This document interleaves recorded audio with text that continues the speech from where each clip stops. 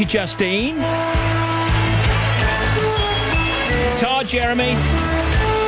Make me an egghead. 6:30, BBC Two. Thanks. Thursday, 15th of September, 2016. Yes, live till 5. It's the big show. Steve Wright in the afternoon. Hello.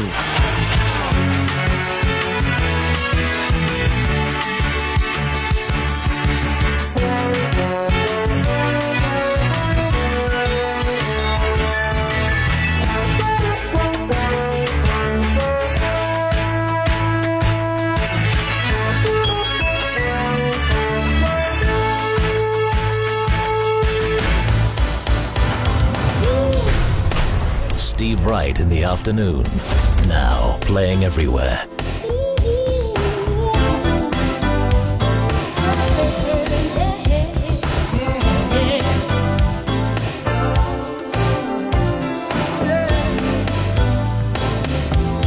You are my favorite lady.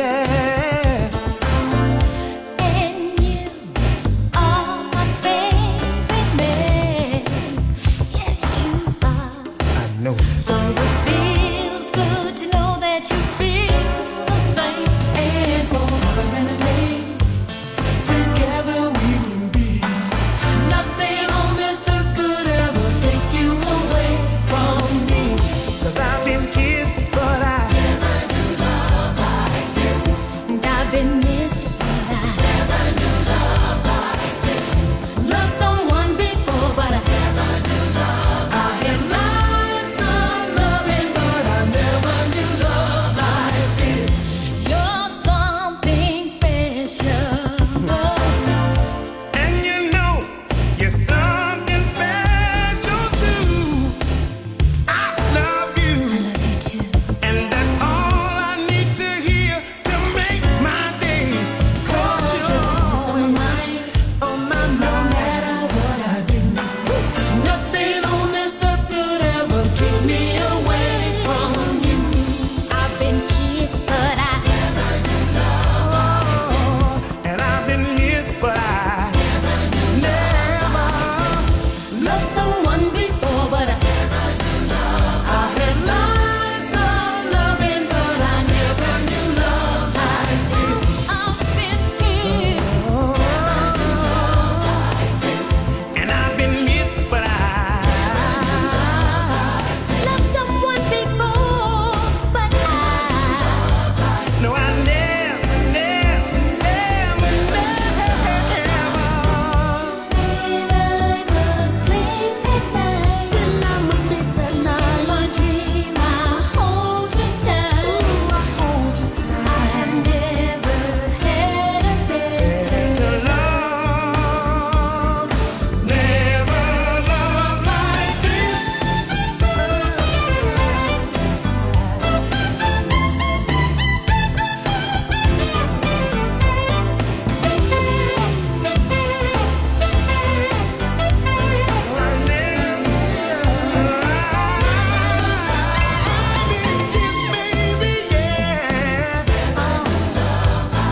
How marvellous to be talking to you.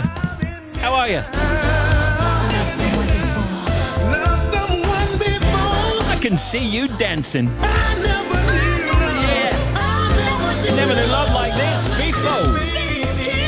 2:07 in Great Britain. This is Steve Wright in the afternoon at BBC Radio 2. So hands up then, hands up if you're helping somebody with their 11 plus. Yeah. Hands up if you enjoy a swivel razor rather than a standard one. Oh, not many, not many. I don't go for a swivel myself. And hands up if you hate other people making you do chores. I'll take that as a positive then. Haven't you finished that yet? Give me a chance.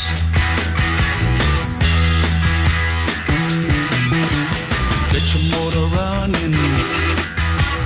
Head out on the highway, looking for adventure, and whatever comes our way. Yeah, darling, go make it happen. Take the world in a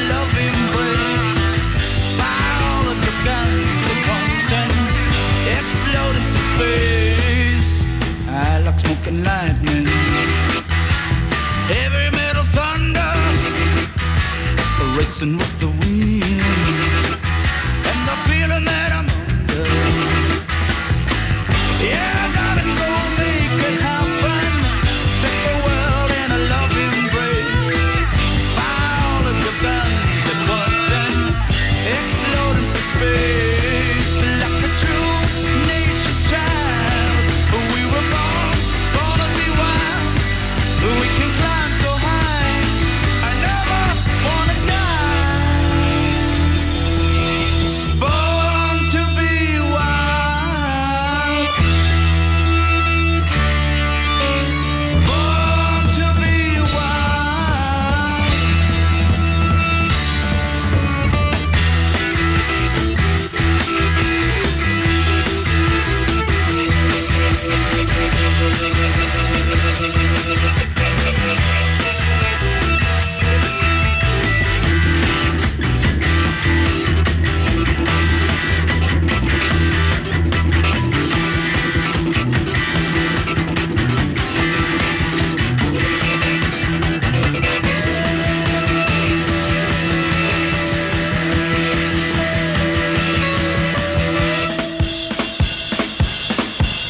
Get your motor running. Head out on the highway, looking for adventure, and whatever comes our way. Yeah, darling, go make it happen. Take the world in a loving embrace. Fire all of your guns at once and explode into space. Like a true nature's child, we were born to be wild. We can climb so high, I never wanna die. Here we go then. It's Born to be Wild. Steppenwolf. Born to be Wild. Born to be wild. Email the big show at steve.wright@bbc.co.uk. Text 88291 and tweet us at BBC Radio 2. You won't believe this, but we're just working out what we're all going to wear for serious jocking tomorrow. Hat on backwards, of course, dark glasses, shiny jacket, made some nice cool shoes. Steve Wright in the afternoon. Anyway, that's tomorrow. What about today? A hot afternoon with sunny spells across much of England and Wales with some occasional thunderstorms now. Cloudy with a chance of showers for Northern Ireland and Scotland. High of 28, though. 28 in Saffron Walden. Hello, Saffron Walden. 28 degrees. Tonight, some mist and fog with rain spreading across the north, thunderstorms and rain in the south. Then tomorrow, Friday, all change, a much colder day with a band of rain and thunder moving eastwards right across the country. Could be the last outing for this then.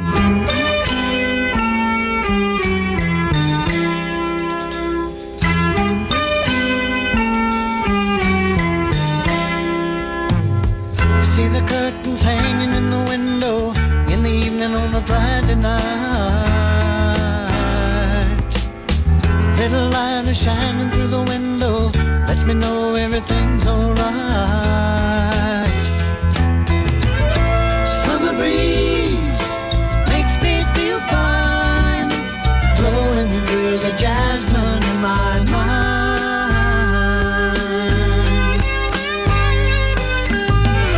Summer breeze makes me feel fine, blowing through the jasmine in my mind.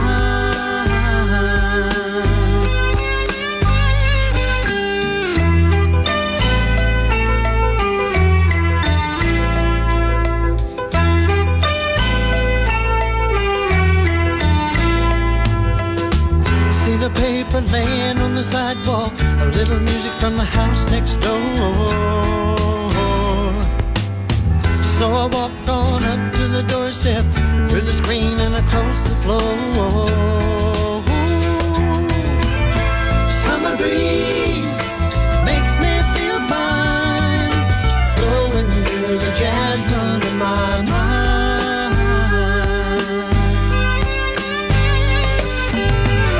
Summer breeze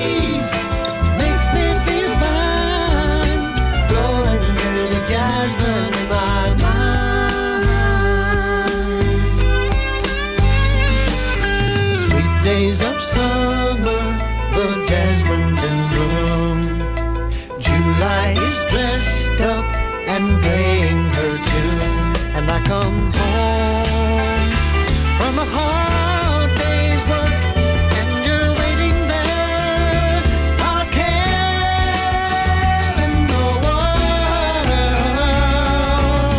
See the smile waiting in the kitchen, food cooking in the plates for two.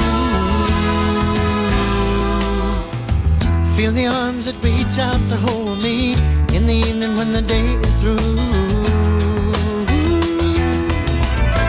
Summer breeze makes me feel fine, blowing through the jasmine in my mind.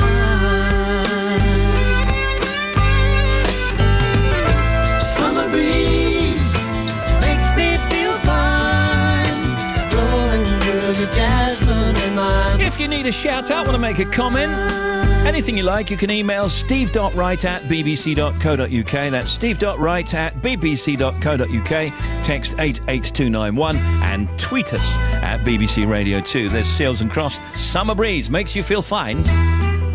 All the times that you rain on my parade, Is that you, Justin? and all the clubs you get in using my name. On a skateboard? You think you broke my heart, oh girl, for goodness sake. You think I'm crying on my own, well I ain't. And I didn't want to write a song, cause I didn't want anyone thinking I still care or don't. But you still hit my phone up, and baby I'll be moving on. And I think it should be something I don't want to hold back. Maybe you should know that my mama don't like you, and she likes everyone. And I never like to admit that I was wrong. And I've been so caught up in my job, didn't see what's going on. But now I know I'm better sleeping on my own. Cause if you like the way you look that much, oh baby, you should go and love yourself. And if you think that I'm still holding on to something, you should go and love yourself.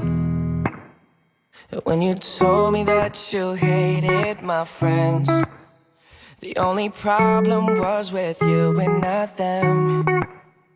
And every time you told me my opinion was wrong, and tried to make me forget where I came from. And I didn't want to write a song, cause I didn't want anyone thinking I still care or don't. But you still hit my phone up, and baby I'll be moving on. And I think it should be something I don't want to hold back. Maybe you should know that my mama don't like you, and she likes everyone. And I never like to admit that I was wrong. And I've been so caught up in my job, didn't see what's going on. But now I know I'm better sleeping on my own. Cause if you like the way you look that much, oh baby, you should go and love yourself. And if you think that I'm still holding on to something, you should go and love yourself.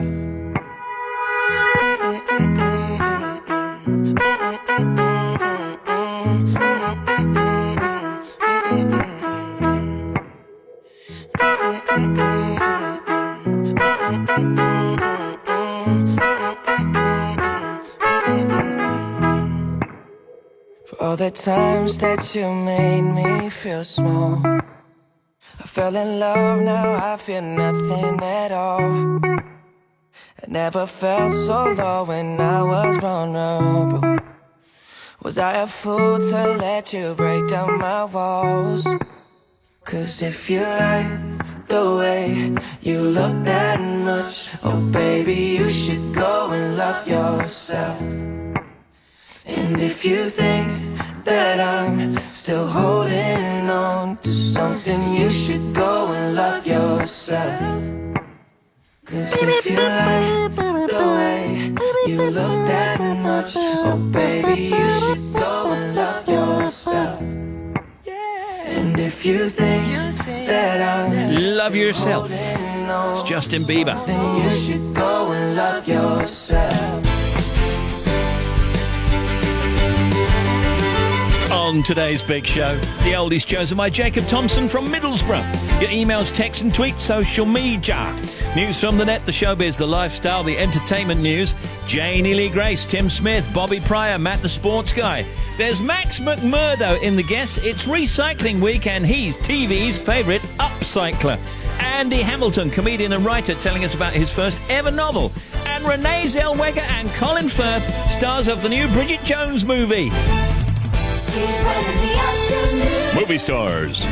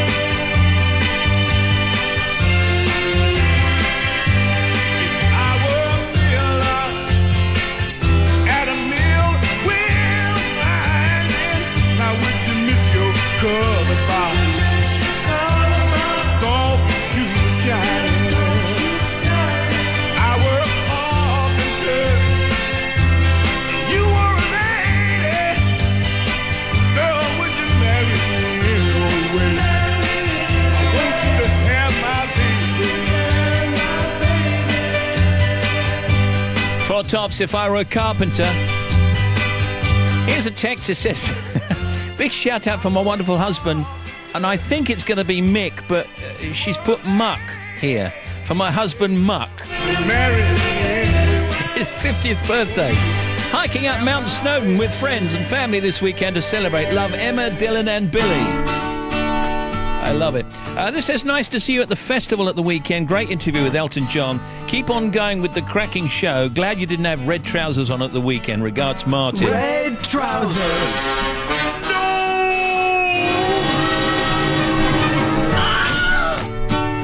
Dance with me. I want to be a partner. Can't you see? The music is just starting. Night is calling. And I am falling, dance with me.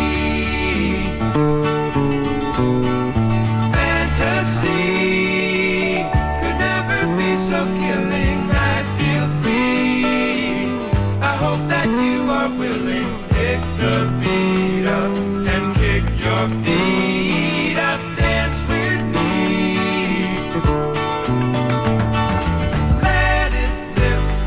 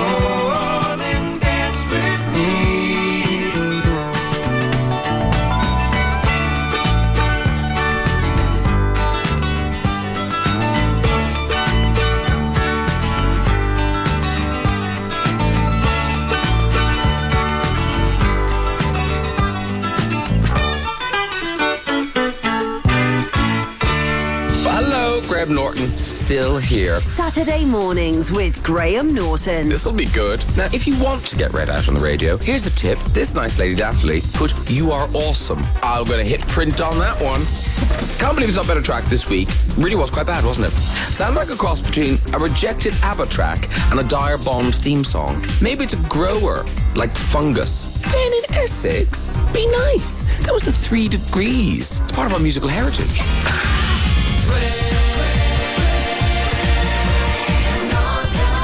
Saturday mornings from 10 I will be here promptly. on BBC Radio 2. 88 to 91 FM, BBC Radio 2. Steve Wright in the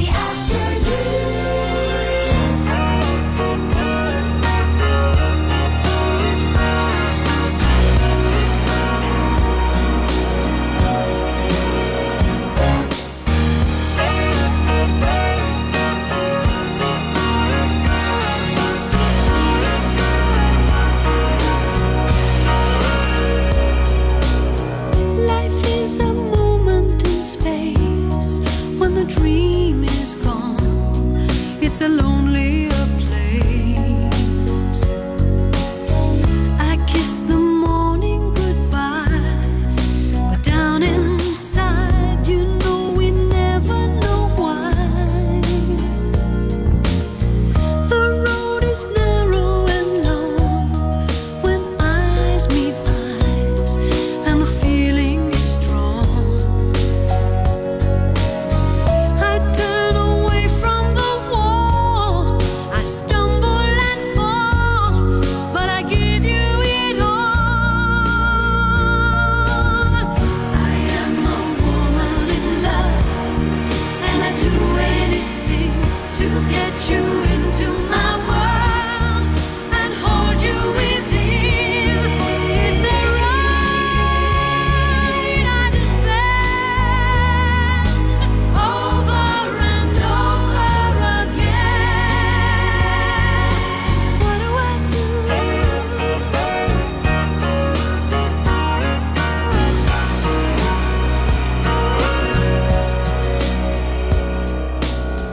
With you eternally mine, in love there is no measure of time. We planned it all at the start, that you and I live in each other's heart. We may be oceans away, you feel my love, I hear what you say. No truth is ever a lie, I stumble and fall, but I give you it all.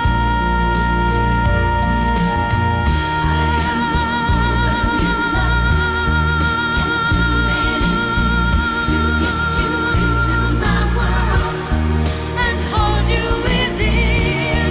It's a right I defend over and over again. What do I do?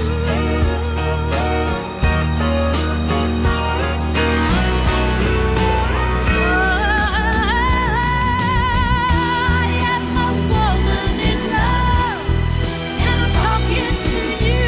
You know I know how you feel, what a woman can do.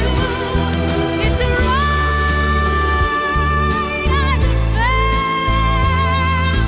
over and over again.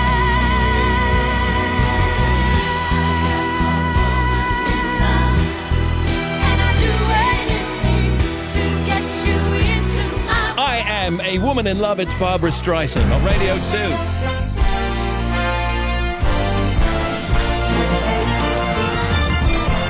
clock, it's precisely 2:30. BBC Music. Whether it's the calibre of the artists that have won it before. To be acknowledged for this prize is insane. The 2016 Mercury Prize with Nimone and me, Tom Ravenscroft. Because it's about one thing, it's about an album. It's tapping into the zeitgeist. It highlights diverse forms of music. We'll explore all 12 shortlisted albums through their creators, critics and champions. I tapped a lot into my life experiences. When I was making the album, I wanted everybody to make an album for us. Plus hear live performances, backstage action and exclusive interviews from the awards. The Mercury Prize. Tonight from 7 on BBC Radio 6 Music. With us later, Max McMurdo. He's TV's favourite upcycler, Andy Hamilton, comedian and writer, and Renee Zellweger and Colin Firth. Oh, so many questions left me on the floor, feeling desperation. I was feeling oh so lost, looking for an answer to my prayers. Yeah, yeah. I guess it's always dark before the dawning. World lit up, it's clear to see. I'm so happy, baby. Don't need $1 million, 'cause everything's alright when you let your love shine down on me, baby. You ain't like all the others. You came and changed my life when you let your love shine down on me. You made me feel so weightless. Hope I don't float away. My heart is flipped right over. Don't ever let this change. No, no. So many times I watched you when you're sleeping. World lit up, it's clear to see. I'm so happy, baby. Don't need $1 million. Everything's alright when you let your love shine down on me, baby. You ain't like all the others. You came and changed my life when you let your love shine down on me. Yeah, yeah. Let your love shine down on me. Oh, never loved nobody the way I'm loving, the way I'm loving you. $1 million, everything's alright. Oh, so right. Let your love shine down on me, baby. The way like all the others, came and changed my life when you let your love shine down on me. Sean Escafetti. Steve, good show so far. Can you wish Stuart good luck abseiling? That's Joe in Margate. Steve and team, Katie and James just back from Portugal, riding down the highway to Bournemouth for a friend's wedding. Ready for some serious jocking tomorrow. You got it. And this says, the last of the sun in the south today. I feel like the last rose of summer. That's John. So do I, John. I'd like to bring on Janie Lee Grace and Tim Smith. We'd like to take a look at some factoids. Here's Janie. The petunia and the potato are related to each other. Oh, that's nice information. Agatha Christie, born this day today, 1890. English crime writer and one of the most successful novelists of all time. Creator of Belgian detective Hercule Poirot and Miss Jane Marple and others. Yes, you know, famously, comedian Ernie Wise made the first call by mobile phone in this country. Yes. In January 1985. Do you know where he made it from and where he made it to? I would say it was made from his place in Maidenhead, and he made it to maybe America.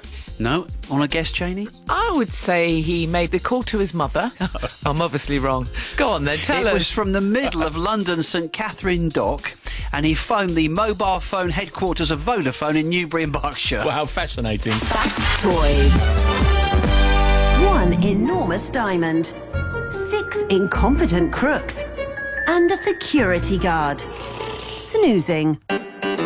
Support BBC Children in Need and join us at a gala performance of the comedy about a bank robbery. We did it.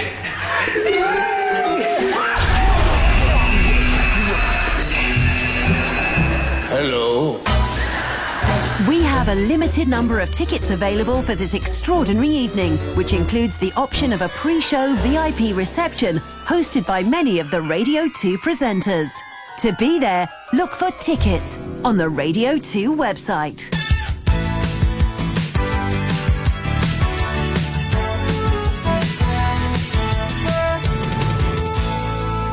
Everybody knows she's a perfect 10, and I'm hanging on tight till the whole thing ends. 'Cause New York sky don't get much brighter. She sets the city on fire. Somebody told me if I'm not careful, well, this one's gonna roll me. I got my hands full and this one's gonna own me and control me. I'm so mystified. She caught the last train last night, left another note saying, see you next time. Diss me if you don't. You look good in your bed till we meet again. You into my head. No, they told me so. Everybody knows she's a perfect 10, and I'm hanging on tight till the whole thing ends. 'Cause New York sky don't get much brighter. She sets the city on fire. She sets the city on fire. Burns like a million lighters. I'm blowing up, I couldn't get much higher. She sets the city on fire. New scene, next block. She'll be jaywalking right across while the cops talk. Make you feel like a boss when your eyes lock, and you can't stop staring endlessly. She got the whole thing figured out. It's me where it hurts, and I know I might be swinging at a curve. I don't mind it though when the lights are low. She can hit the notes wearing my t-shirt. Everybody knows she's a perfect 10, and I'm hanging on tight till the whole thing ends. 'Cause New York sky don't get much brighter. She sets the city on fire. Now, it's the UN International Day of Democracy to promote democratization, development and respect for human rights and fundamental freedoms. This year's theme is Space for Civil Society. It's also World Lymphoma Awareness Day. New York Fashion Week finishes. The House of Commons and House of Lords both rise for the conference recess. And the University of Sheffield Festival of the Mind is on at the University of Sheffield, funnily enough. The Beatles 8 days a week, the touring years. Ron Howard's new documentary featuring performance footage, interviews and stories of the Beatles on tour from 1963 to 1966 is officially out. You may have heard Simon Mayo with Ringo and Paul on last night's show. Anyway, we played live and there was a lot of screaming, and with modern technology they've lowered that and brought the band to the fore, and so you can actually hear what we were playing. And you know, in all honesty, through the whole set there is a couple of gaps, but it's live and that's what happens. No, I loved it. It was brilliant. And with Paul, there's a moment, Paul, where we hear you say, "Can you hear me?" Yeah. And it's not like you're trying to gee the crowd up because they don't need geeing up, but it sounds like you're genuinely thinking, can anybody hear what I'm Yeah, saying? you could never tell, you know. There was all the screaming going on, which is very exciting, but we couldn't hear. And we didn't know if they could hear us.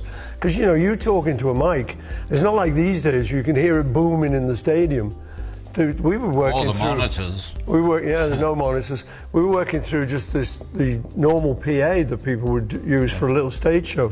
So we couldn't tell. So I was genuinely saying, you know, And can you hear me? Thank you, Paul. And something from the movie. We wrote On the Road, mainly me and John. George developed as a writer later and became an unbelievable writer. But at the beginning, it was mainly me and John. So we would be in a hotel room with 2 twin beds, and He'd have his acoustic guitar, I'd have mine, sit opposite each other, and because I was left-handed, he was right-handed, it was like looking in the mirror. And we just start something and ricochet off each other. He'd do a line, I'd do a line, and we'd just write it down. And when we were finished, we didn't have a manuscript, but we had a sheet of paper with the words, and we remembered the chords. Fascinating stuff. I'll buy you a diamond ring, my friend, if it makes you feel alright. I'll get you anything, my friend, if it makes you feel alright. 'Cause I don't care too much for money. Money can't buy me love. Now, also today, ITV's News at 10 is moving to 10:30 to make way for a new celeb-packed nightly entertainment show. And if the 8 weeks of experimental episodes in the new year prove to be a hit, the shift could become permanent. Billed as a fun watch, the show is as yet untitled, but one insider says, think Saturday Night Takeaway meets James Corden's Late Late Show. Interesting. The number of viewers watching the Great British Bake Off went up by more than 500,000 last night, compared with the previous week. Let's have a look. The Great British Bake Off, 10.3 million, that is, 45.6%. And unfortunately, on the other side, the All-Star Mr. and Mrs. 2.9 there. Last night, any soggy bottoms last night? No soggy bottoms last night. They were doing some fancy pancakes, weren't they? Yes, but we can't say anything because, a lot of people haven't watched it yet. Oh, okay, sorry. Yeah. No spoilers. I'd hate to spoil anything about the Great British Bake Off. Okay. I thought you were talking about soggy bottoms on Mr. and Mrs. My mum loves that programme. What you got? Wonky teeth can affect your balance, apparently. Scientists have found that having straight teeth improves our sense of balance and posture. What an interesting thing. Yeah. So people with overbites or underbites, crowded teeth or wonky teeth, known to dentists and orthodontists under the general heading of malocclusions. Have I said that right? Yeah, I think so. Because you're a dentist, obviously. Sure. Are less steady on their feet. This is what researchers have discovered. They say that a bad bite might affect the whole body. Wow, what a thing. I don't know if that's true. Surely it can't be true. Seems bizarre. Well, they said the link between bad bite and bad posture isn't obvious in everyday conditions, but does come into play with conditions that worsen the body's stability, such as if you're obese or if you're super tired. Wow, because I've got to have this tooth out. I was telling you about it earlier, wasn't I? I've got to have this. Do you think that's why I'm walking around in circles most of the time? Yeah. It's affecting my posture and balance. I don't know. I don't want to be unpleasant to you or anything like that. Yes, you Far be it from me. Change the habits of a lifetime. Yeah, you've got a bit of RB and you lean forward a bit, don't you? Do you think that's down to this tooth in the back of my mouth? Yeah. You couldn't whip it out for me then because I've got to wait 6 months. Hang on, let me get me pliers. If you want to be like, repeat people's names during your conversation with them, Tim.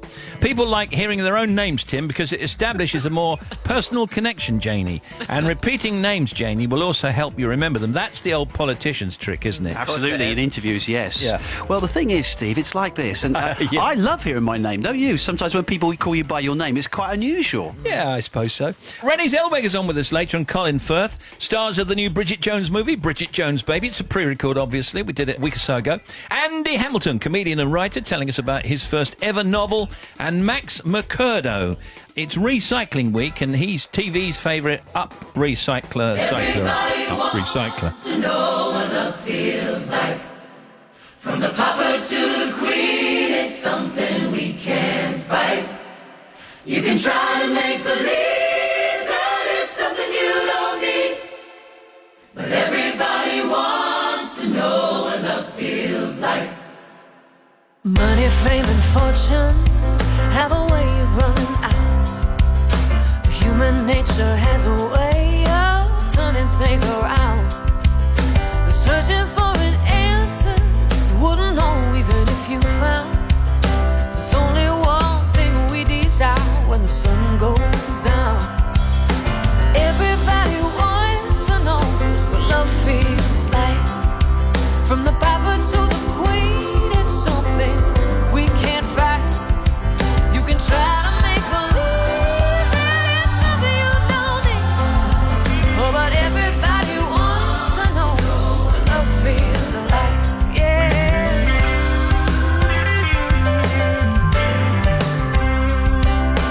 We're all fighting battles and we're all hiding scars, but the pages of our history, they don't define who we are. There's healing in a kind word, a smile or a touch, believing there's a little bit of hope left underneath the dust. Everybody wants to know what love feels like. From the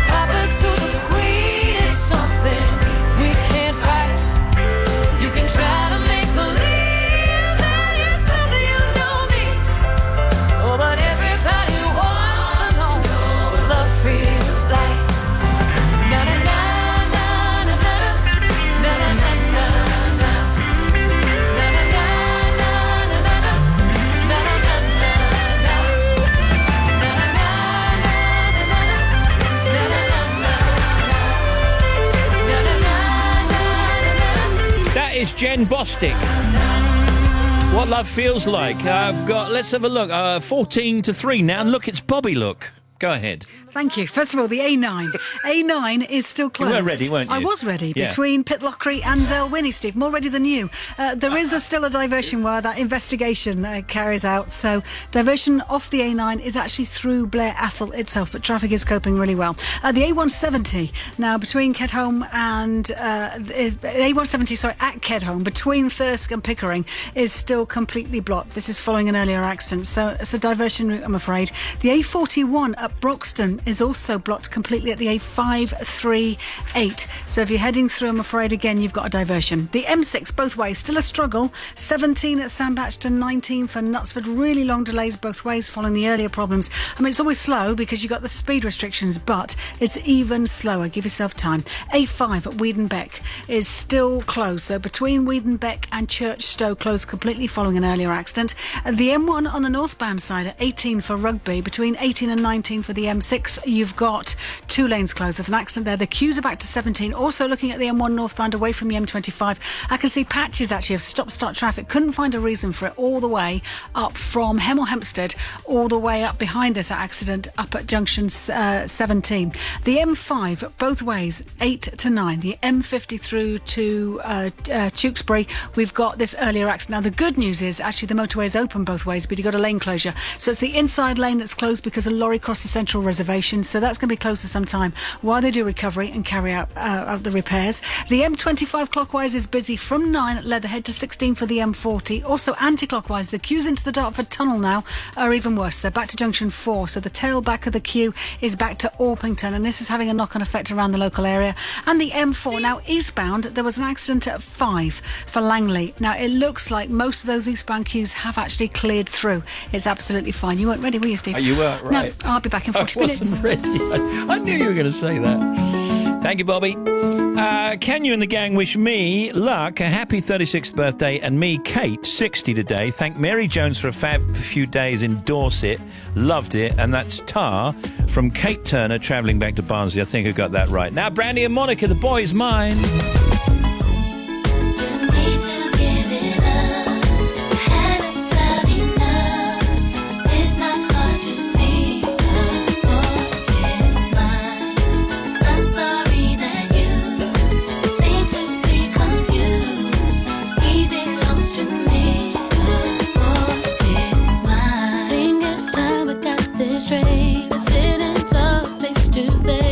There is no way you could mistake. And for your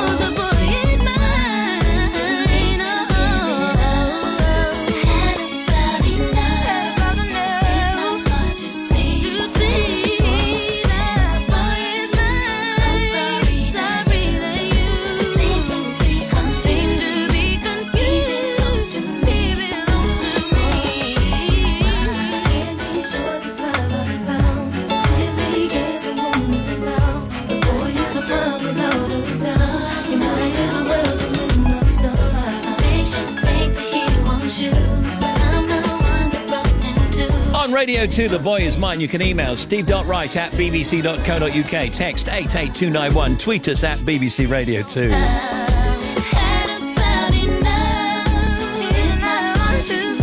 Now, by the end of yesterday, Great Britain had taken their tally of medals in the 2016 Paralympics to 95, putting us in second place behind China.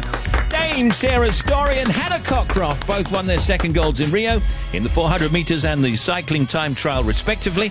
In the space of just an hour last night, Para-GB ended up grabbing 10 medals in swimming and athletics. They came in order from Claire Cashmore, Hannah Cockcroft, Michael Jones, Jonathan Fox, Susanna Rogers, Aaron Moores, Scott Quinn, Bethany Firth and Hannah Russell. So that's fantastic news. Para-GB today, day 8 by the way.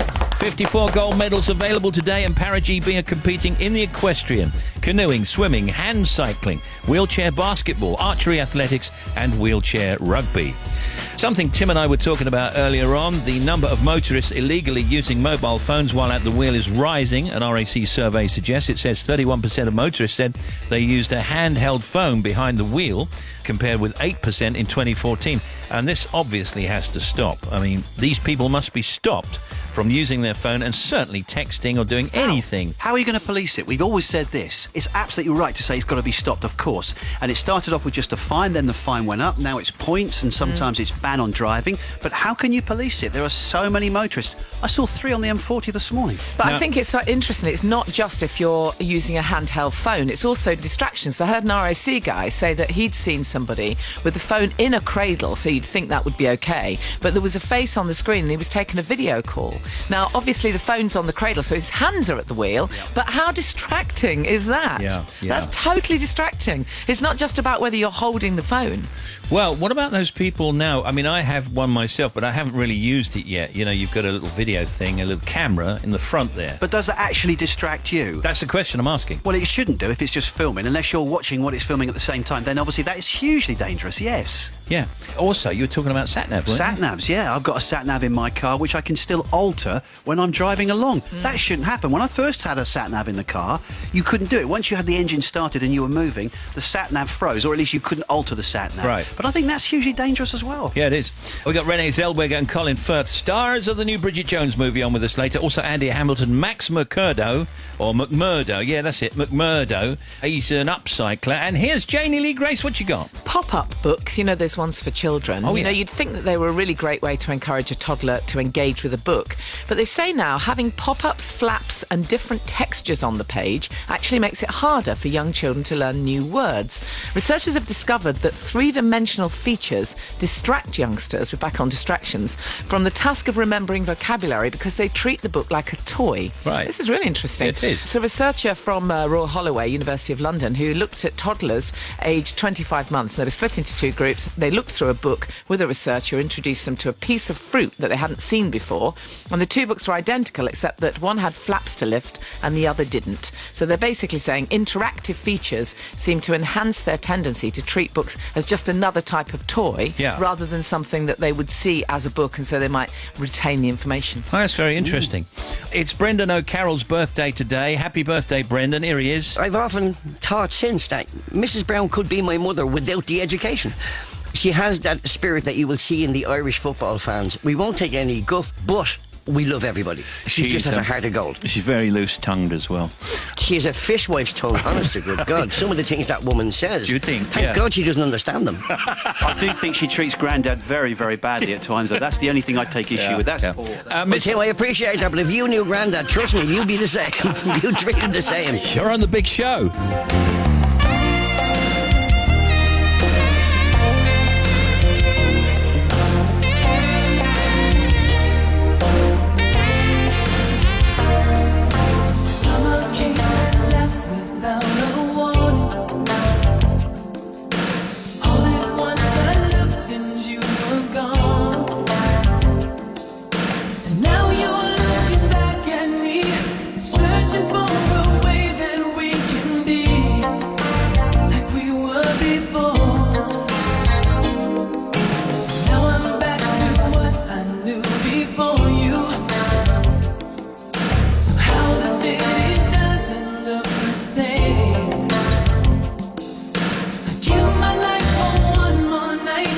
Having you here to hold me tight.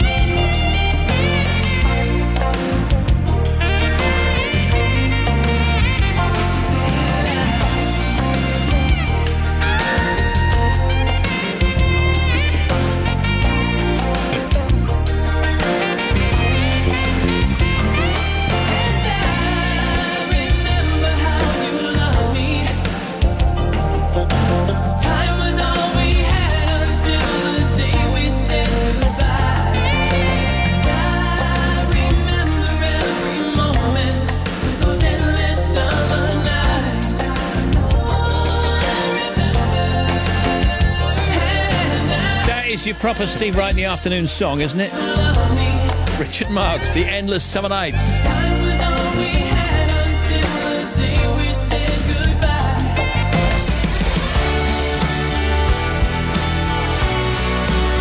Afternoon, coming up to 3 o'clock. 88 to 91 FM. BBC Radio 2. And when we come back after the news, the oldies chosen by Jacob Thompson from Middlesbrough.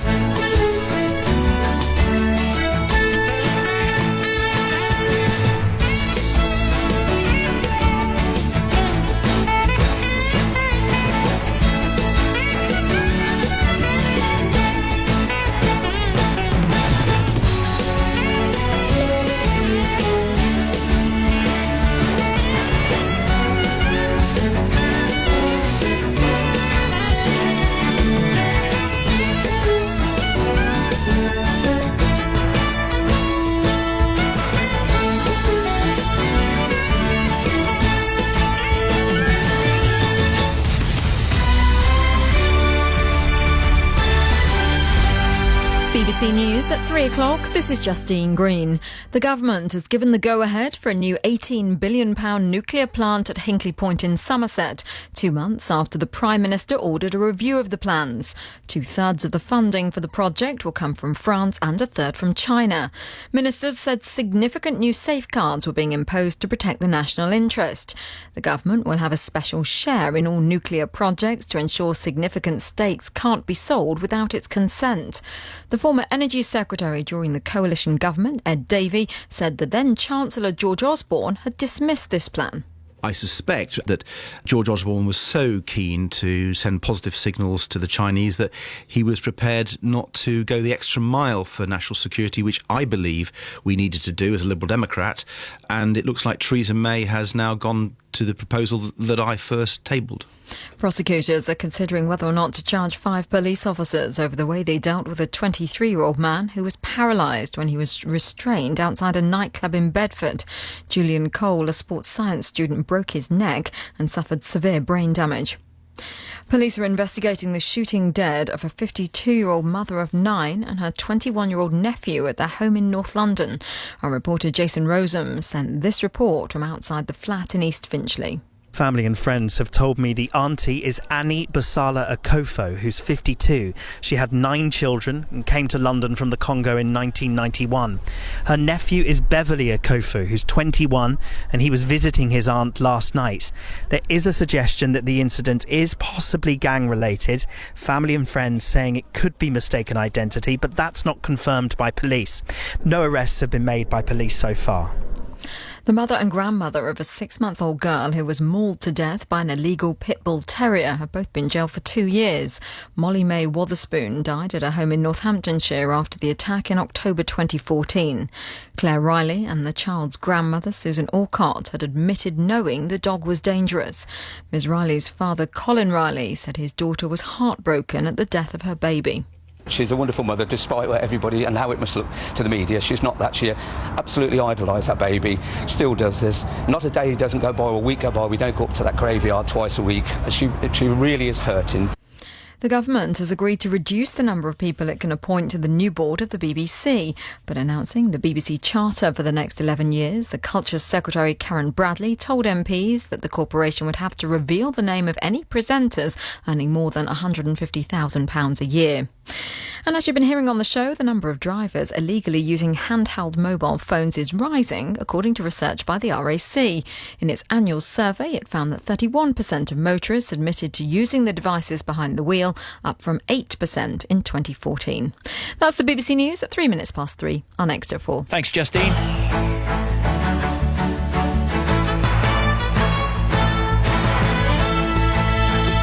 Stand by for the non-stop oldies.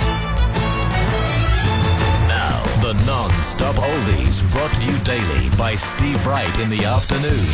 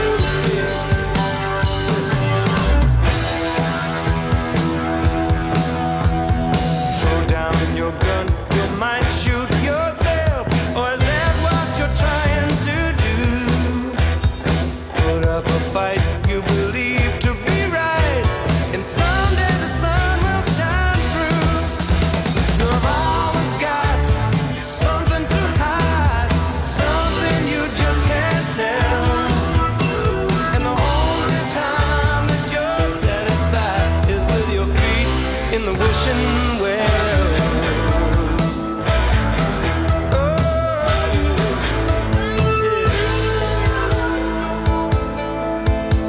But I know what you're wishing for. Love in a peaceful world. Yeah. Love in a peaceful world. Oh, yeah. Love in a peaceful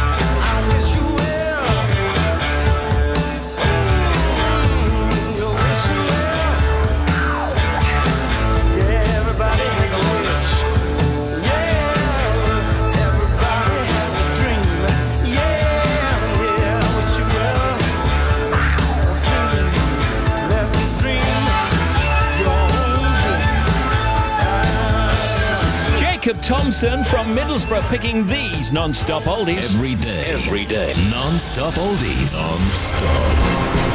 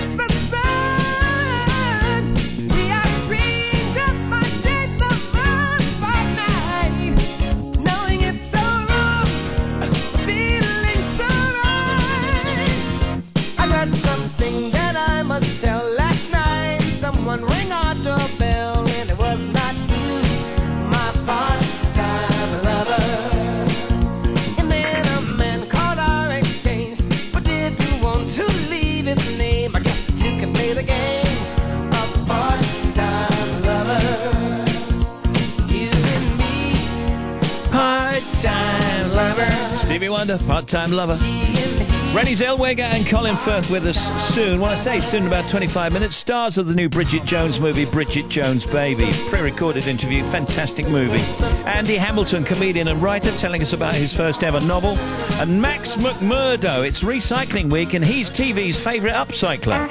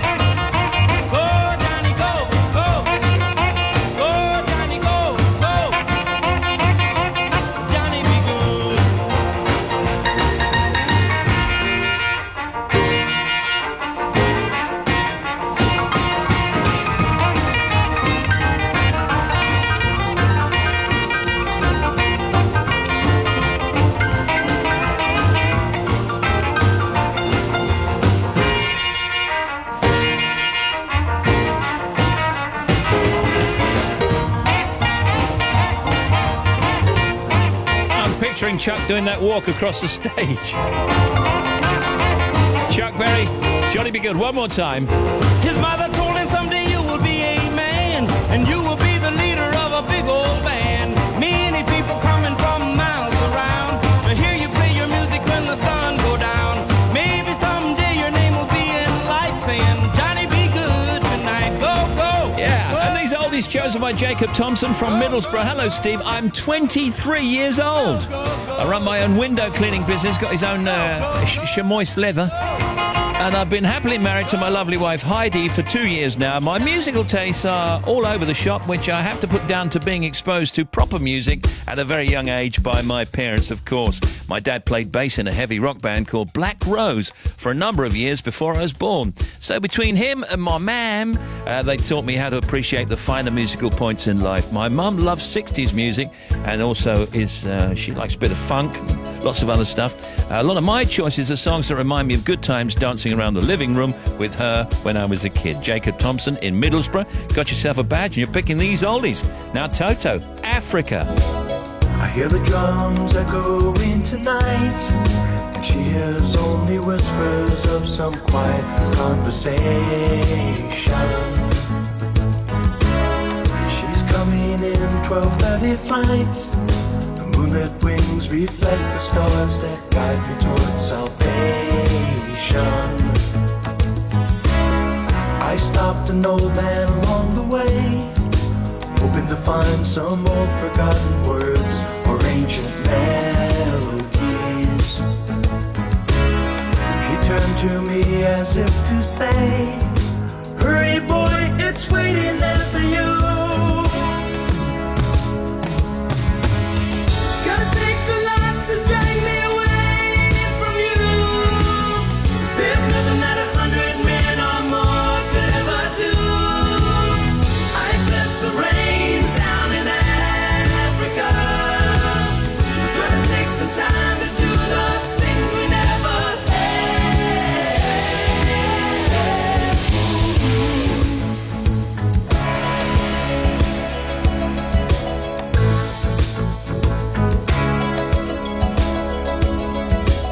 The wild dogs cry out in the night as they grow restless, longing for some solitary company. I know that I must do what's right. Sure as Kilimanjaro rises like Olympus above the Serengeti. I seek to cure what's deep inside, frightened of this thing that I've become. It's gonna take a lot to drag me away from you. There's nothing that 100 men or more could ever do. I bless the rains down in Africa. We're gonna take some time to do the things we never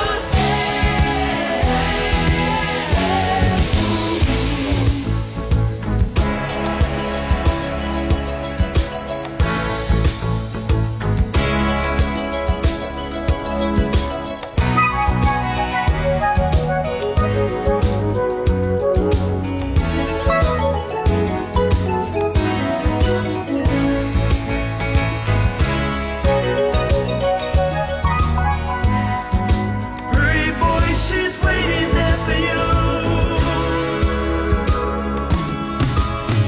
Gonna take a lot to drag me away from you. There's nothing that 100 men or more could ever do.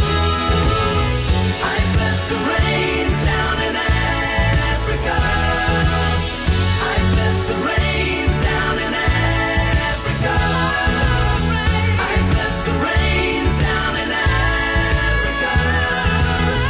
Jacob Thompson from Middlesbrough picking these non-stop oldies. Toto Africa coming next. Deep Purple Black Knight.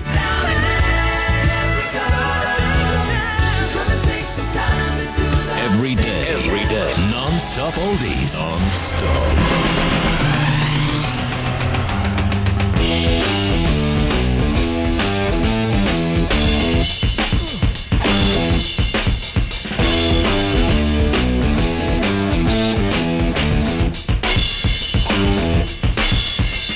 Black night is not right. I don't feel so bright. Don't care. Sit tight. Maybe I'll find on the way down.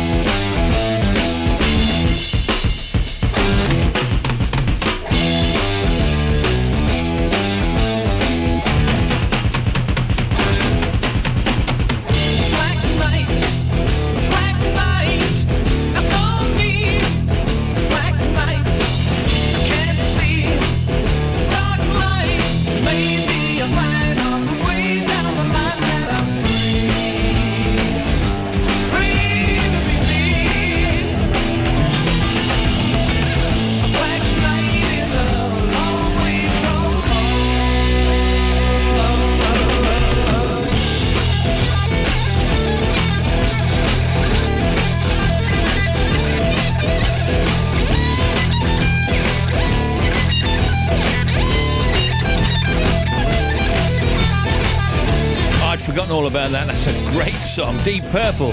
Black Knight. On the non-stop oldies. If you change your mind, Take a chance. I'm the first in line. Honey, I'm still free. Take a chance on me. If you need me, let me know. Gonna be around. If you got no place to go when you're feeling down.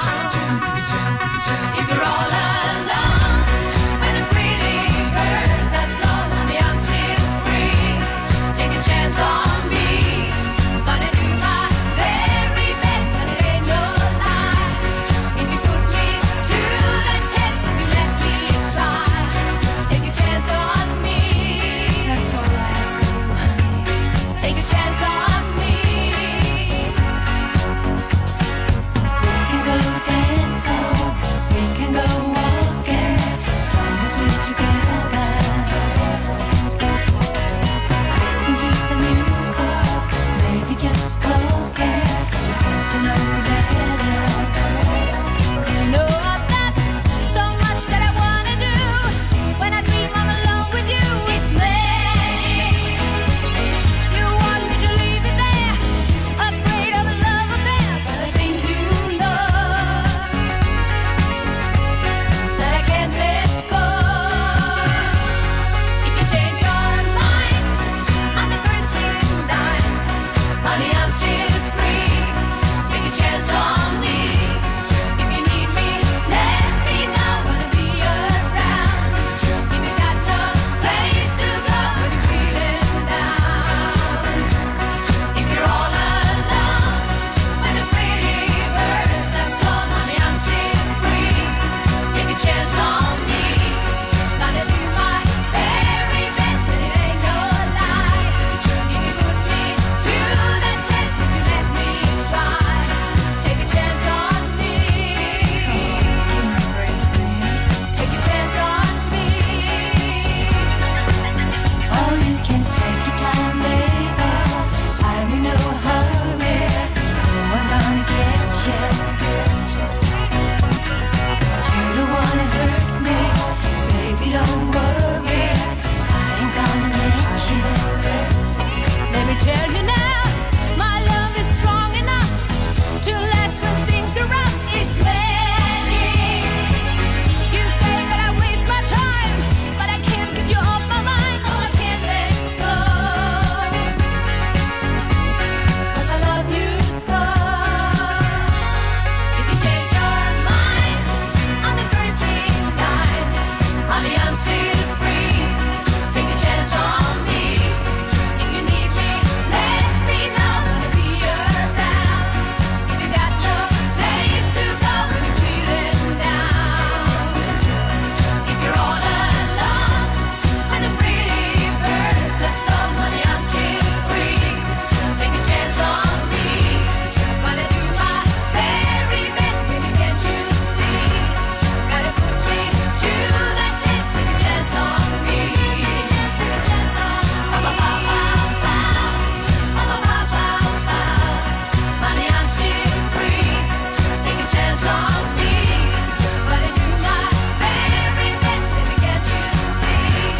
Gotta put me to the test. Take a chance on me.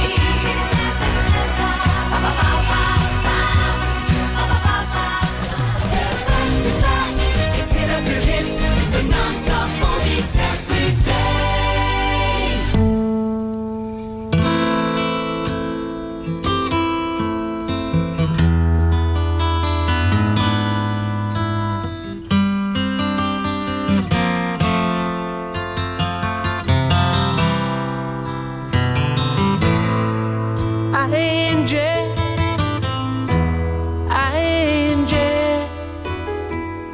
When will those clouds all disappear? Angie, Angie, where will it lead us from here? With no loving in our souls and no money in our coats. You can't say we're satisfied.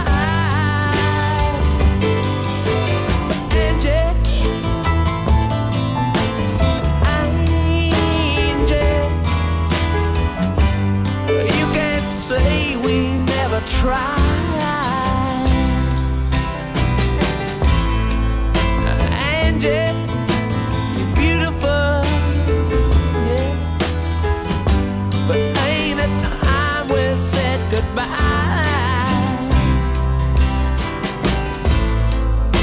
Angie, I still love you. Remember all those nights we cried. All the dreams we held so close seem to all go up in smoke. Let me whisper in your ear, Angie, Angie, where will it lead us from here?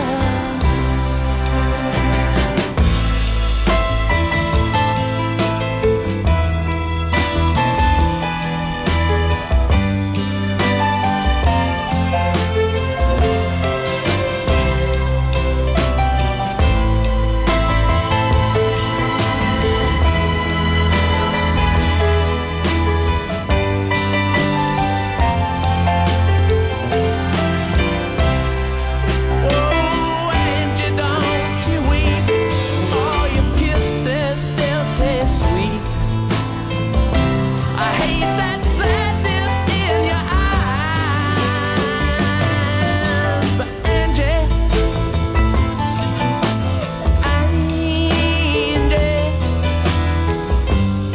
ain't it time we said goodbye?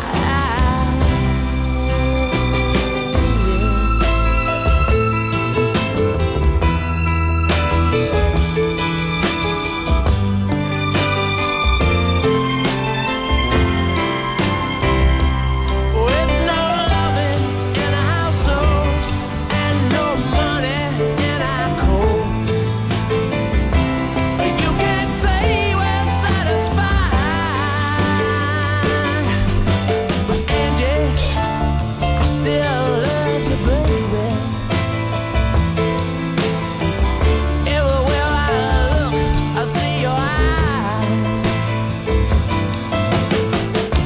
There ain't a woman that comes close to you. Come on, baby, dry your eyes. Angie,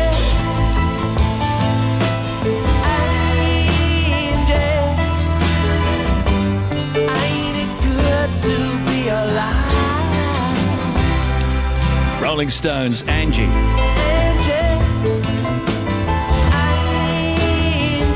On the non-stop oldies, Jones and my Jacob Thompson from Middlesbrough. We never tried. The last one from ZZ Top.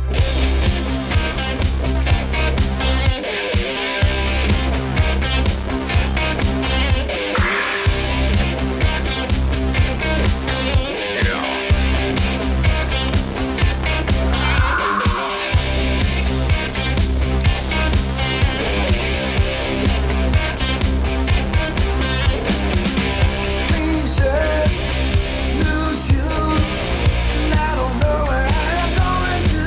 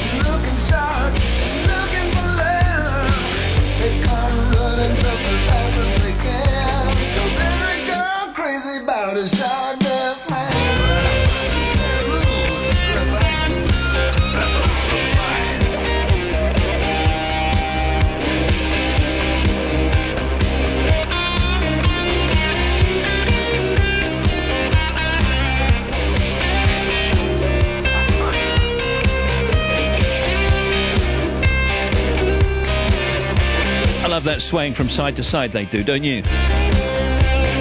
ZZ Top. They should do a razor blade ad.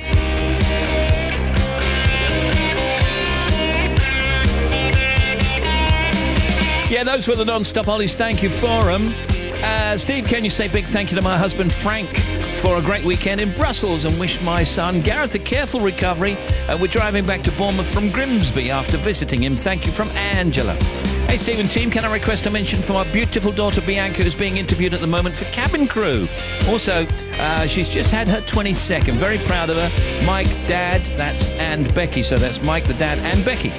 Hello, everyone. Can you say hello to Paul at Vinny's Barbershop in Malden? Hey, Vinny. How you doing in Malden? Working hard, keeping cool. I'm loving it. So we're going to be talking to Renee Zellweger and Colin Firth soon. Here's a clip from the movie. So, this is Dad, I presume. Pleased to meet you. I'm so glad you could be here. This is a unique and wonderful moment. Before we start, would you like to know the sex? Maybe we should be prepared. I'm not sure. It's a boy. Sunday nights on BBC Radio 2. The place where we just love music. Moira Stewart presents a collection of her favourite songs and singers. From easy listening to timeless standards, Billie Holiday, Nat King Cole and Mr. Tony Bennett. The best is yet to come. Great music performed by great artists. That's what it's all about. She's much too close for comfort now. Sunday nights in the company of Moira Stewart. Showcasing some of the greatest artists of all time. Sunday nights from 11. On BBC Radio 2. Oh, I've got a jingle that goes with that. Big band styley. 88 to 91 FM. Yeah. BBC Radio 2. Now, here's Bobby. Steve, thank you. First of all, the A9 between Dalwhinnie and Pitlochry, it is still closed. There was an accident just near to Shearglass Quarry, so everything is going through Blair Athol at the moment. The M8 Glasgow between 9 and 8 for the M73, it was partially blocked by a breakdown. That's now all cleared out of the way, but you've still got slow traffic. A170 between Thirsk and Pickering is still blocked at Kedholme, and that's following an earlier accident, blocked both ways. M6 is a struggle both ways, 17 to 19. Sandbach to Knutsford, you've still got serious congestion. A5, now between Wiedenbecker, the A45 and Churchstowe, it's still shut following this earlier accident. And the latest on the M5, now both ways there was an accident affecting between junctions 8 and 9, so the M50 to Tewkesbury. Now what the latest is, northbound 2 lanes are closed with the queues back to Cheltenham. On the southbound side 1 lane is shut while they deal with that, but also on the northbound side now just come in between 10 and 9, so in the queues is a second accident, so expect those queues to extend back past junction 11. The M1 northbound, it was very busy with this accident between 18 and 19 Rugby to Catthorpe interchange. There are still 2 lanes shut. Also on the M11 southbound at 11 for Dunstable. Jenny, thank you, and everyone else. Broken down lorry on the hard shoulder now, but it's caused queues back to 12. The M25 now clockwise, busy from 9 at Leatherhead to 16 for the M40. Got early reports of an accident going off at 15 for the M4. Now I'm waiting for that confirmation. It's on the exit Slit Road apparently to the M4, but I'm waiting for more information. Anti-clockwise, it's busy from 14 to 11 to Chertsey, and a big queue still into the Dartford Tunnel, halfway between 3 the M20 and back to 4 for Orpington.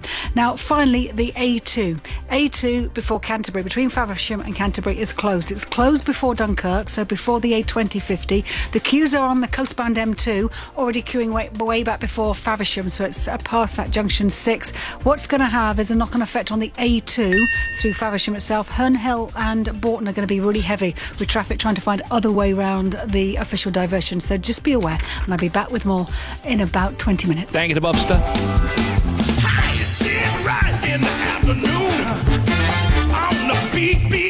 Simon's on the air at 5. Nigel Barton cooking up Turkish eggs. Bob Harris Country at 7. Joe Wiley, singer-songwriter Billy Bragg is on with Joe at 8. Radio 2 Art Chat with Jonathan Ross. After Midnight with Alex. After Midnight, and Radio 2 Live in Hyde Park highlights at 3 a.m.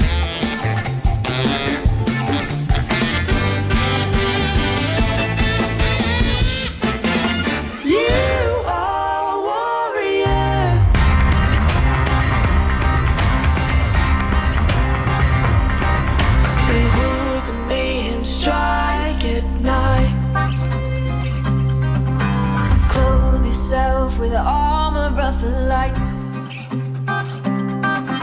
And though I made you gentle for a time, your spirit's strong enough to fight.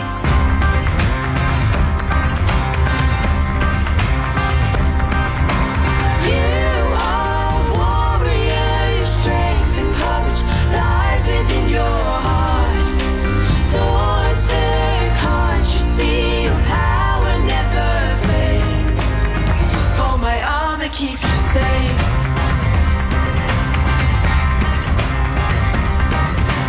Right ahead, you fight for what is yours.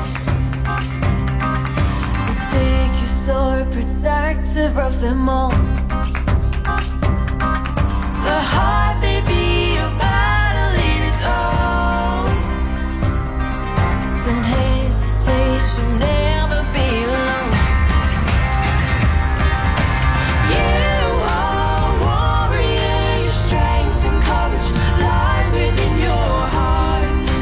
Daughter, can't you see your power never fades? You are a warrior, your strength and courage lies within your heart.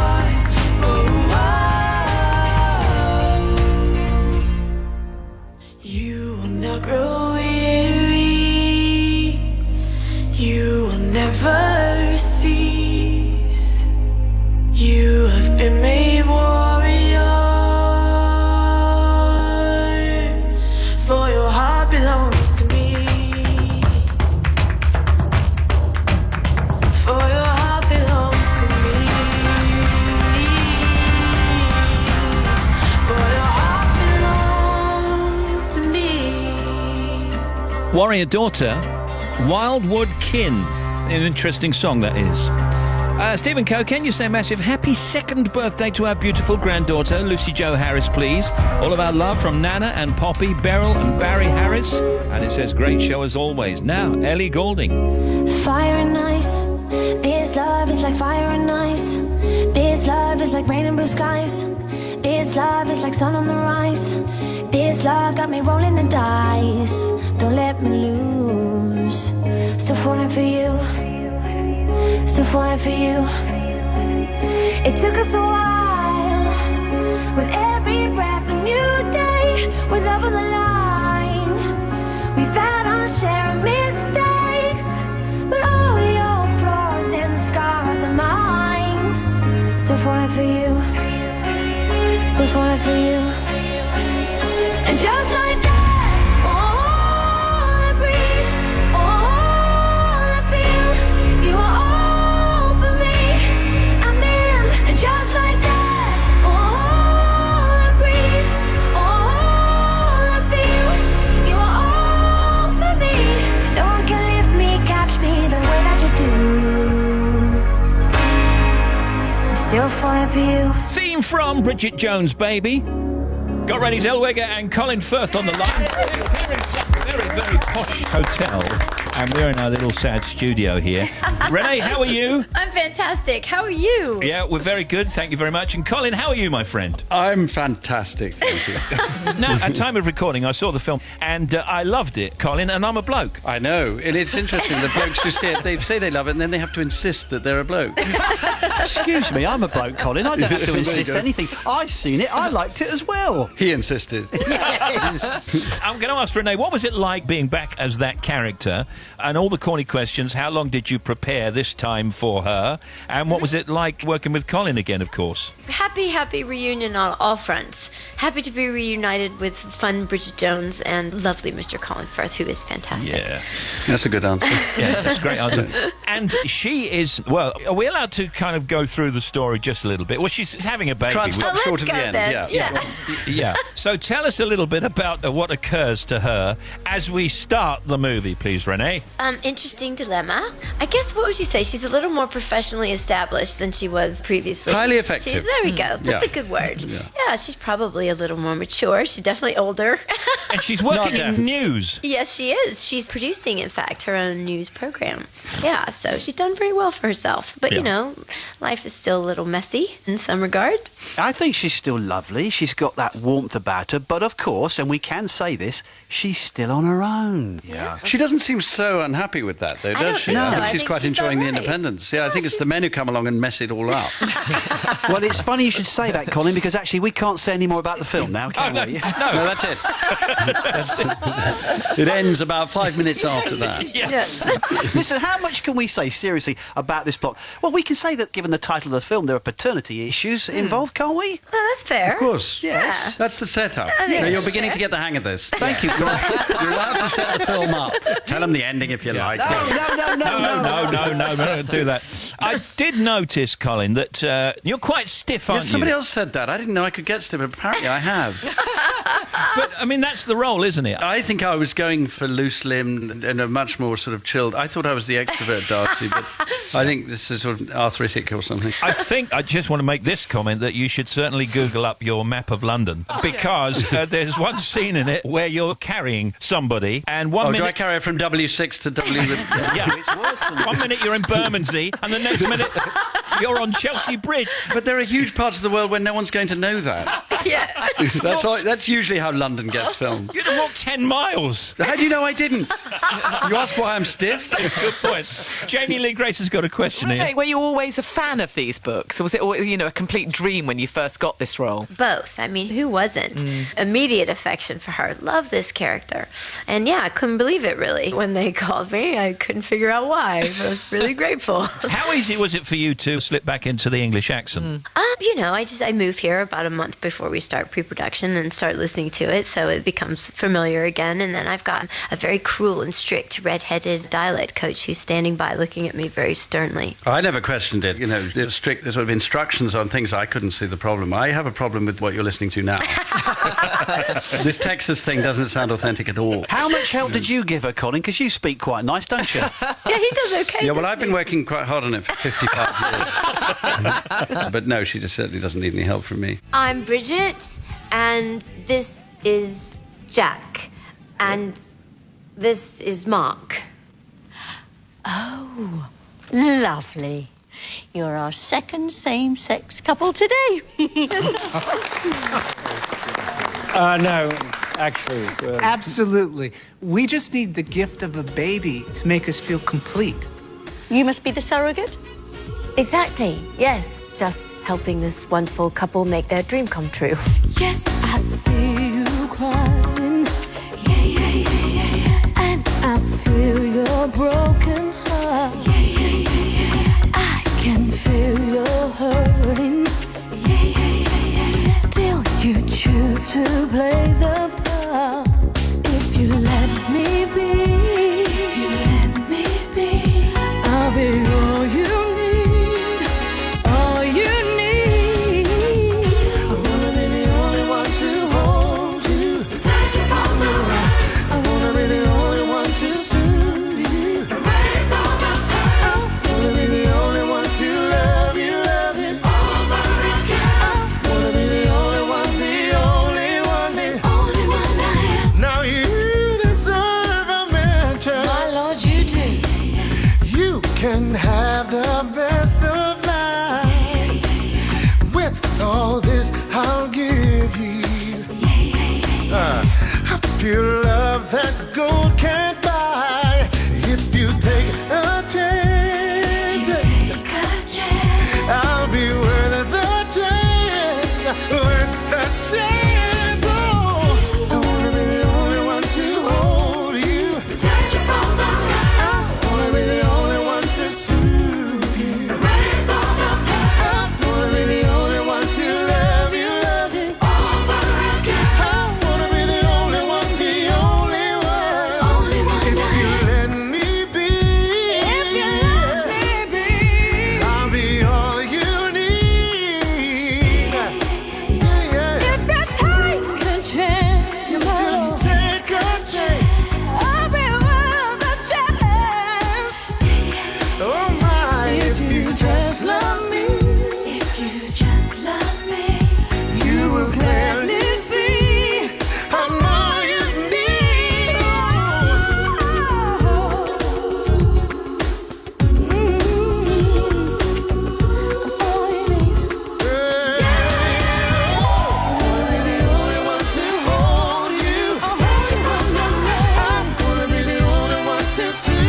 Radio 2. It's 13 to 4 on the big show. Steve Wright in the afternoon. We're back with Colin Firth and Rennie Zellweger. There's a new character in this particular movie. He's called Jack Quant, and he's a dating guy, dating by algorithms, as I recall.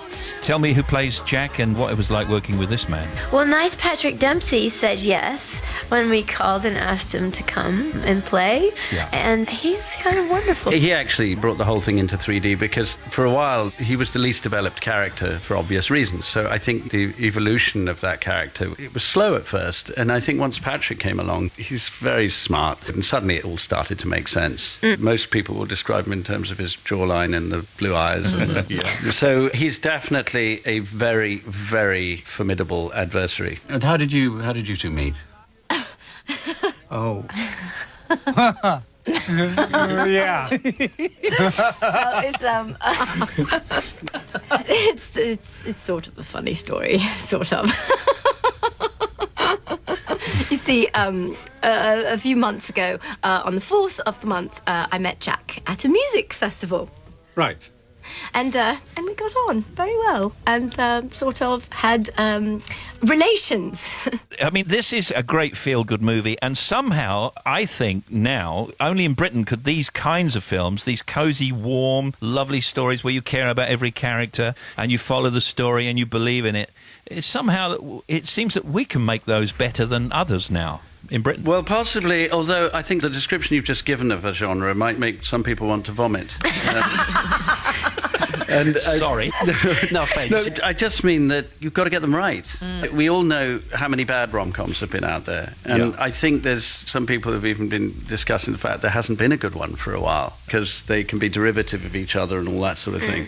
They've just got to be good. Yeah. Bearing that in mind then, Colin, was there a degree of trepidation on both your parts of going back to these characters, going back to this story after, 12 years? Oh, yeah. A lot of trepidation going forward with it because we didn't want to make a film just because you could. And it had to matter. Passage of time. That's what's helped. Yeah. Just to see what we all look like a few years on. I've been aged very, very convincing. I look the role too. I thought the exact opposite. I thought everybody looks exactly the same. Yeah, until you see that little flashback montage. Oh, yes, that was brilliant. I found that brutal. Yeah, but they'd obviously made you look younger in the flashbacks. There you go, yeah, little Photoshop flashback. Yeah, absolutely. Now, Renee, you've had 6 years out, haven't you, from movies generally? Yeah, I did. I took a minute. It was time. I needed to go and learn something that had nothing to do with researching a character. I had a lot of other interests, and I wanted to see if I had aptitude for some of the things that I was curious about. And she's back in style and blooming, and I tell you, speaking to all the journalists over the last couple of days, everybody is so delighted to see her, and the difference in the way they look at her and the way they look at me. Colin. Here he is again. It's not about you. You know the way we look at you, Colin. It'll never change. What are you working on at the moment, both of you? First of all, Renee. Developing some things. I'm about to promote another film. And trying to create a television show back in the States. So. Okay. Because you like to lead an ordinary life, don't you, Renee? I do my best. Yeah. In this weird world, I do my best. And are you doing your own shopping? I always do my own shopping. What kind of shopping? Are you talking about grocery shopping? Yeah. Going to the market? Oh, yeah, absolutely. Okay. Mm-hmm. Got your own iPad? I do. Okay, you're ordinary then. No, right? We already know that Colin's ordinary. Oh, yes. You know that all too well. Now, Kingsman, I really love that. I mean, for anybody who's not seen the first Kingsman movie, that's incredible. Is it going to be another one of those? There is going to be. Well, no, I mean, it won't be exactly the same. No. But I think that if you like the first one, I have a very strong feeling in like this one. But weren't you killed off in the first one? Yeah. Well, how are you coming back then? Oh, I don't know. It's all a dream. It's always a way. I'm trying to figure it out. I don't know. Listen, congratulations on this new film, both of you, and thank you for taking the time to talk to us. You can see Renee Zellweger and Colin Firth in Bridget Jones, Baby, in cinemas across the UK from tomorrow. And enjoy the rest of your day talking to the world's journalists. Thank you. Thank you. Bye. Thanks very much. Ta-da. Bye-bye.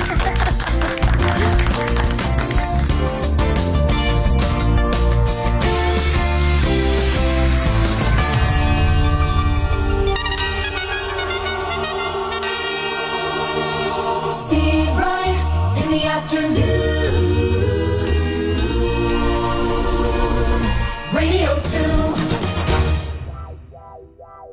When I met you in the summer, to my heartbeat sound. We fell in love as the leaves turn brown, and we could be together, baby, as long as skies are blue. You act so innocent now, but you lied so soon. When I met you in the summer,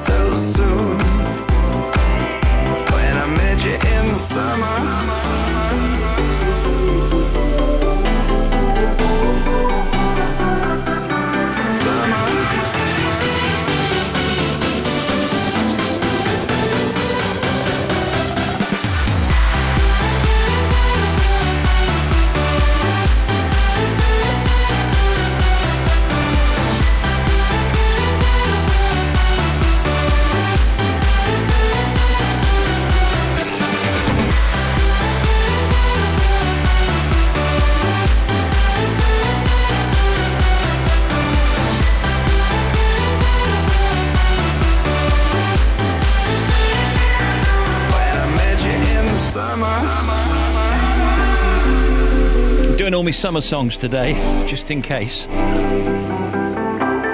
Everything must go.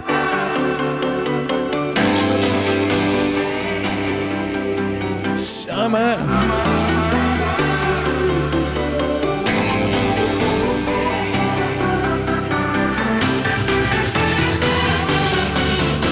Simon Mayo, by the way, apart from having Turkish eggs, yogurt and chorizo, butter and mint for Foodie Thursday, he's also got, what's he got? He's got Bridget Jones Oldies.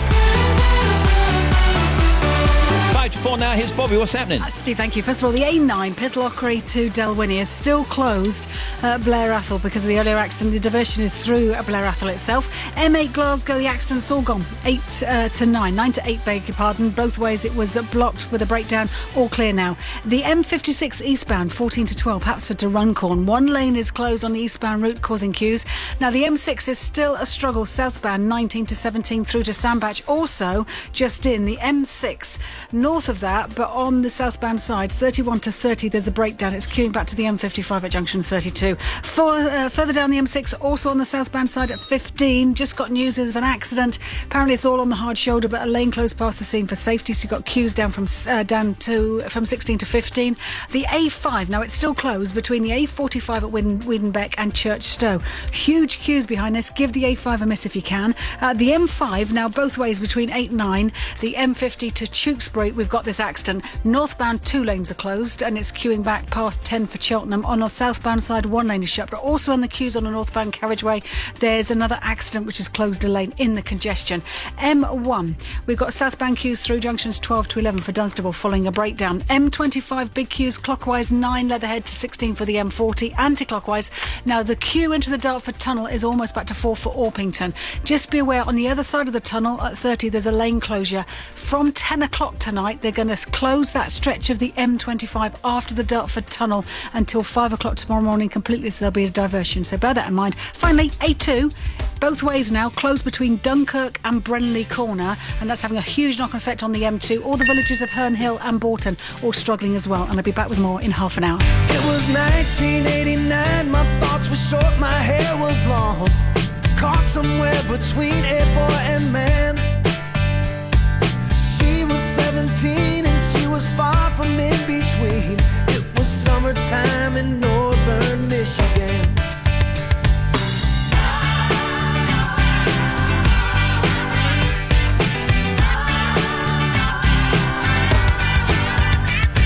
Splashing through the sandbar, talking by the campfire. It's the simple things in life, like when and where.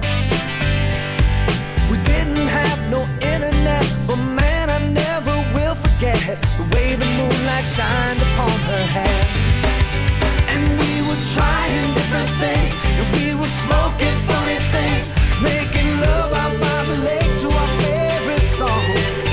Sipping whiskey out the bottle, not thinking about tomorrow, singing Sweet Home Alabama all summer long.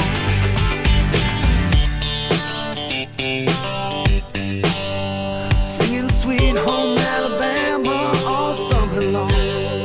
Catching walleye from the dock, watching the waves roll off the rocks. She'll forever hold a spot inside my soul.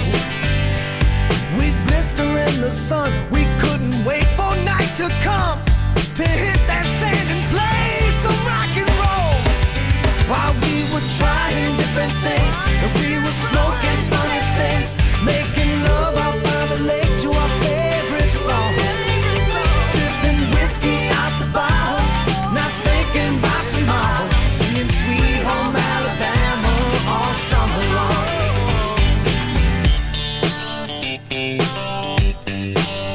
Singing Sweet Home Alabama all summer long.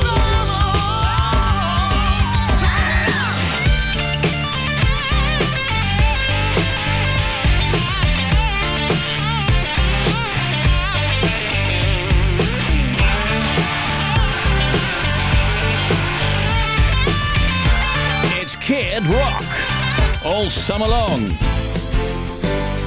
Steve Wright in the afternoon. Jimmy Kimmel in the cuts. Also Justin Timberlake and Kurt Russell. I guess Andy Hamilton. Max McMurdo. He's an upcyclist. There's Tim Smith. There's Bobby Pryor. There's Justine and Sports Guy and much more on Steve Wright in the afternoon.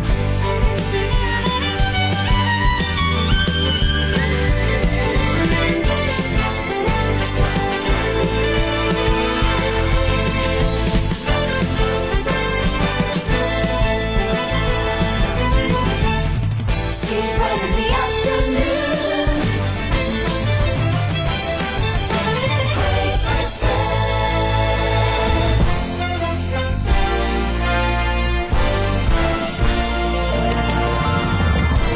In the United Kingdom, across planet Earth, this is BBC Radio 2, online, on digital radio and on 88 to 91 FM.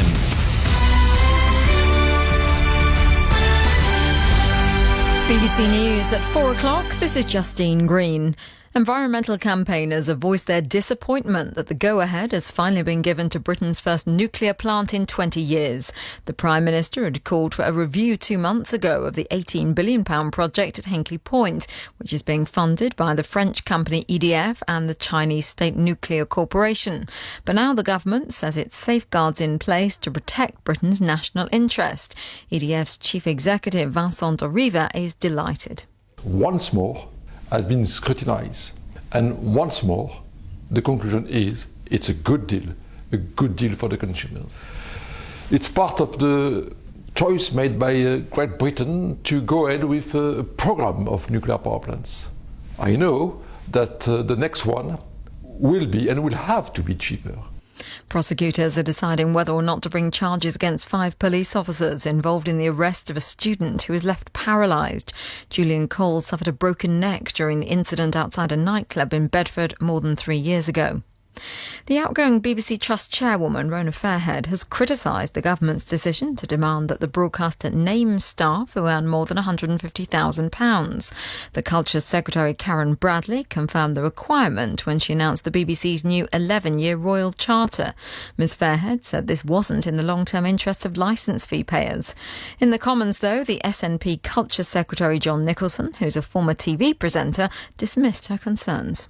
The BBC argument that this will be a charter to poach talent is quite simply nonsense. If your agent is worth his salt, Mr Speaker, sir, or her salt, they will know exactly how much you and all your competition are paid. I know this from bitter experience. A leading global education expert has said the government's plans for new grammar schools in England won't help raise standards overall. Andreas Schleicher from the OECD, which runs international ranking tests, says there are no links between increasing selection and increasing performance. Here's our education editor, Bronwyn Jeffries. The UK lags far behind Shanghai, Singapore and Hong Kong in maths and reading skills. But the OECD Director of Education doesn't believe introducing more grammar schools in England will help close that gap. He says raising standards for every pupil in every kind of school would have a far more significant impact. Andreas Schleicher warns that selection tends to entrench social advantages and admission tests are open to wealthier parents paying for their pupils to be tutored to pass. Experts are warning that some medicines and herbal remedies could stop the morning after pill working. The Medicines Regulatory Agency has advised women that St John's wort could affect the emergency contraceptive. And that's the BBC News at 4:03. Our next at 5. Thank you.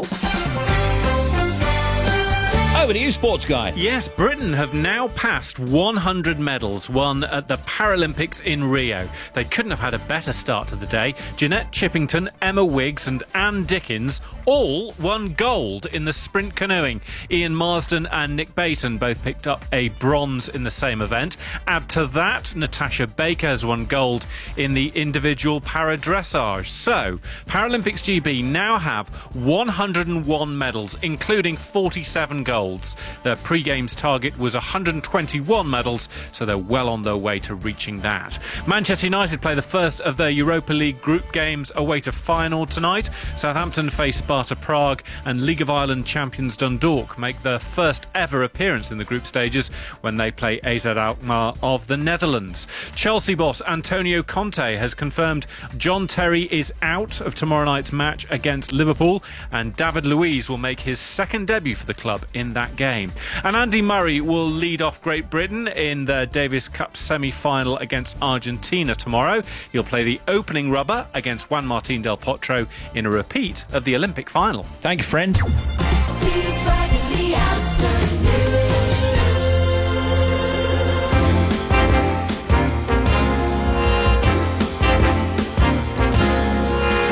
you like to ride in my beautiful balloon? Would you like to ride in my beautiful balloon? We could float among the stars together, you and I. Or we can fly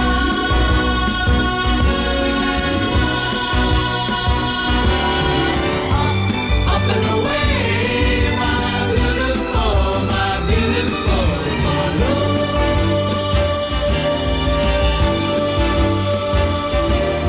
The world's a nicer place.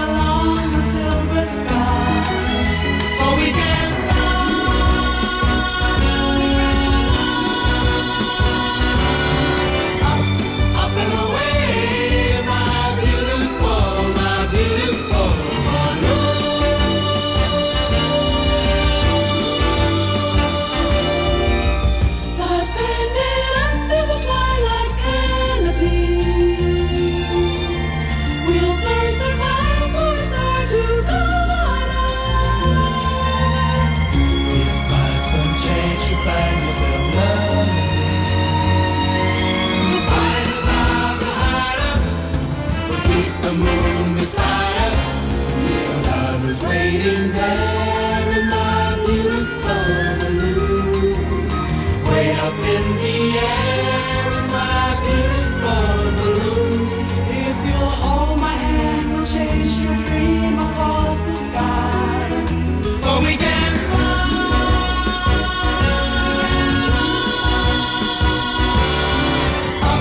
up and away, my beautiful balloon.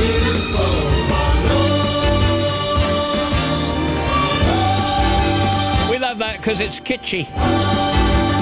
Fifth Dimension, up and away. When you are genuinely invested in the subject, when you really care about the work, that makes it so much easier. Did you see Iggy a lot when you were growing up? I did, back in the Berlin years. The tough side of it comes if you have too many questions you want to ask. What were you doing reading? Never mind what I was doing reading. I was desperate for comics, that's all it was. I can't choose favourites. Didn't you hear that? No, what was it? I can't choose my favourite Morricone track. I can't choose my favourite Bowie album. I can't choose my favourite comic book. I can't choose my favourite film. I can't choose my favourite play. It's just I can't do that. I feel like I'm betraying the other ones I love. The whole look of it I thought was great, so I bought these magazines and it became a massive influence for Paul. The Radio 2 Art Show with Jonathan Ross. This evening from 10. Thank you, Jonathan.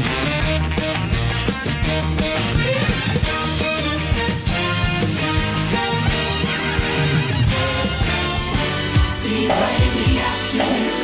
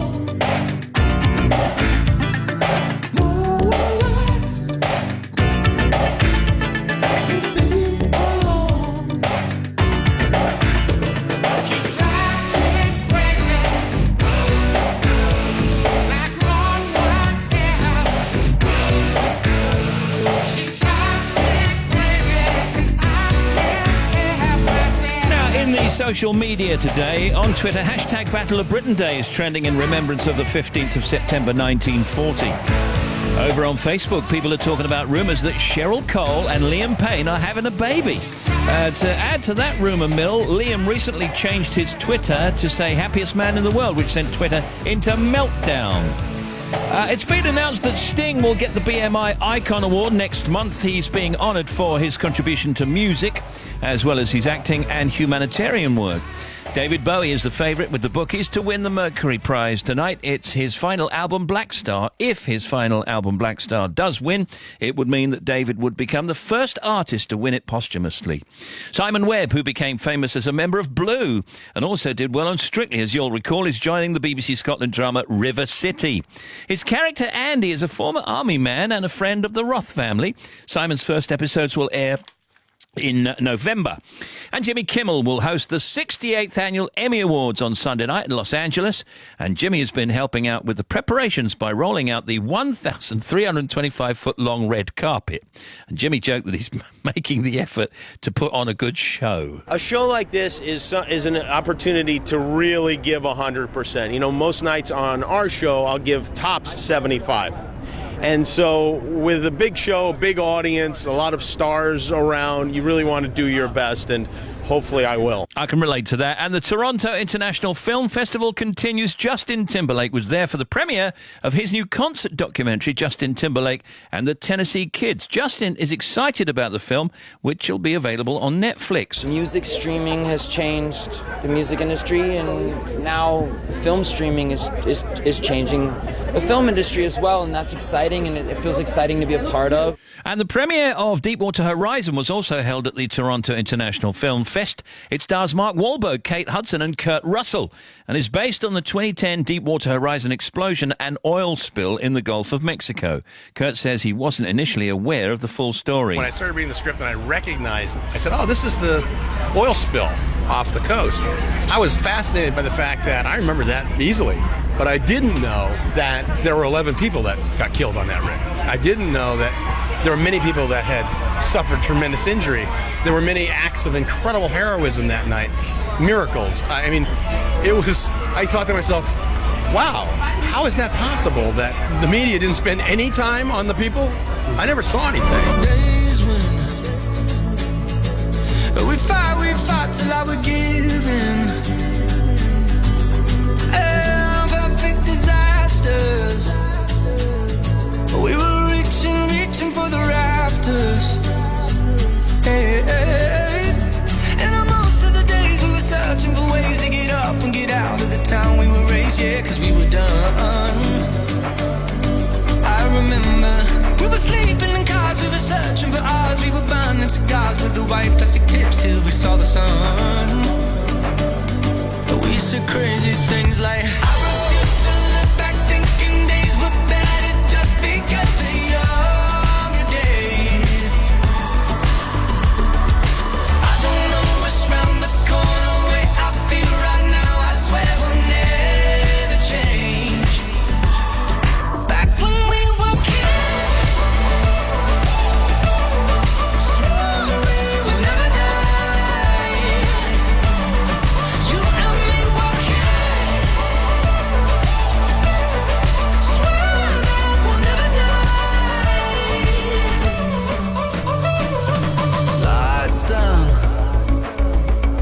and we're driving just to get out.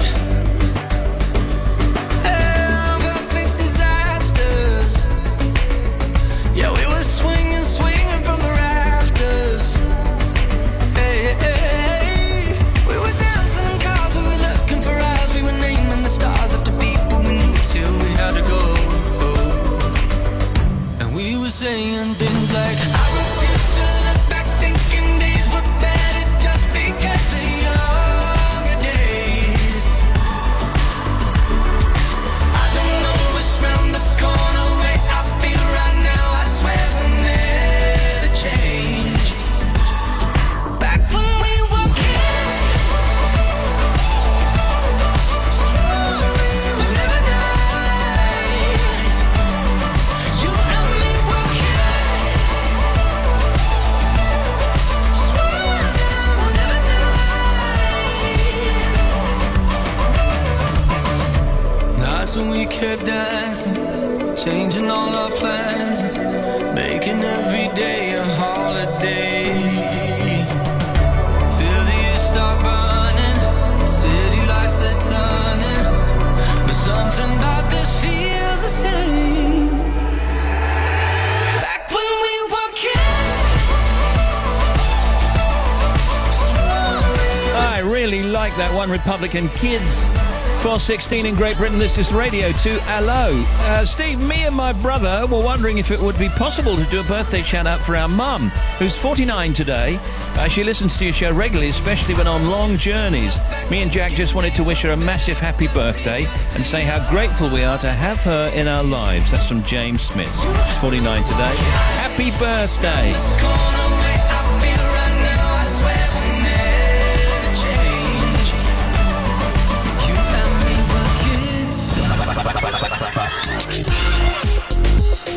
This is frightening. By the age of 60, most people have lost half their taste buds. Tim Smith. It's reckoned that females hear better than males at almost every stage of life.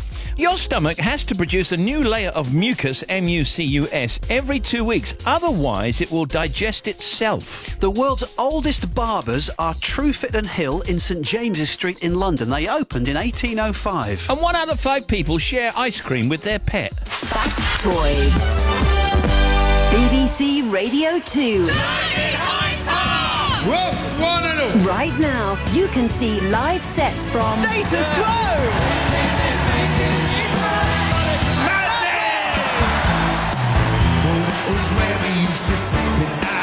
St Elton John. BBC Radio 2, live in Hyde Park. The line-up's brilliant. I'm just really loving the atmosphere.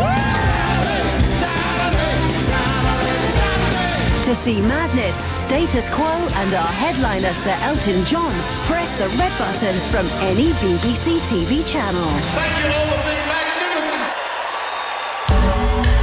Talking to Andy Hamilton next. Hey. Now just get in and close the door and put your foot down. You know, I like this suburb we're going through. I've been around here many times before.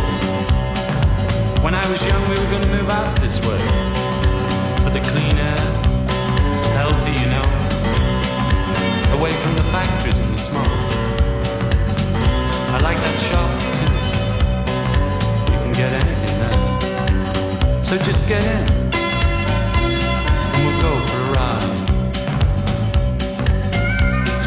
Driving away from home, 30 miles or more,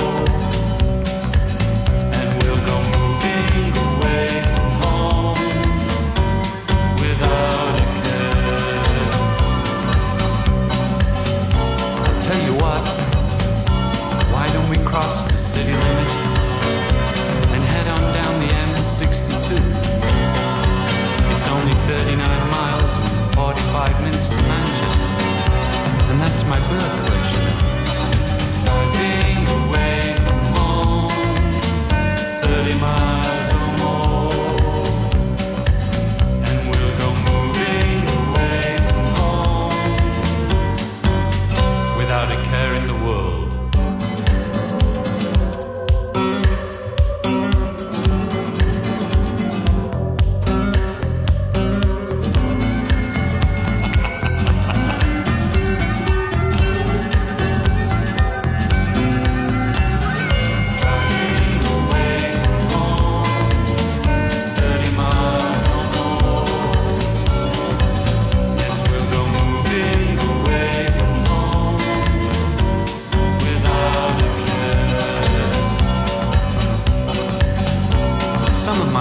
Live up north too.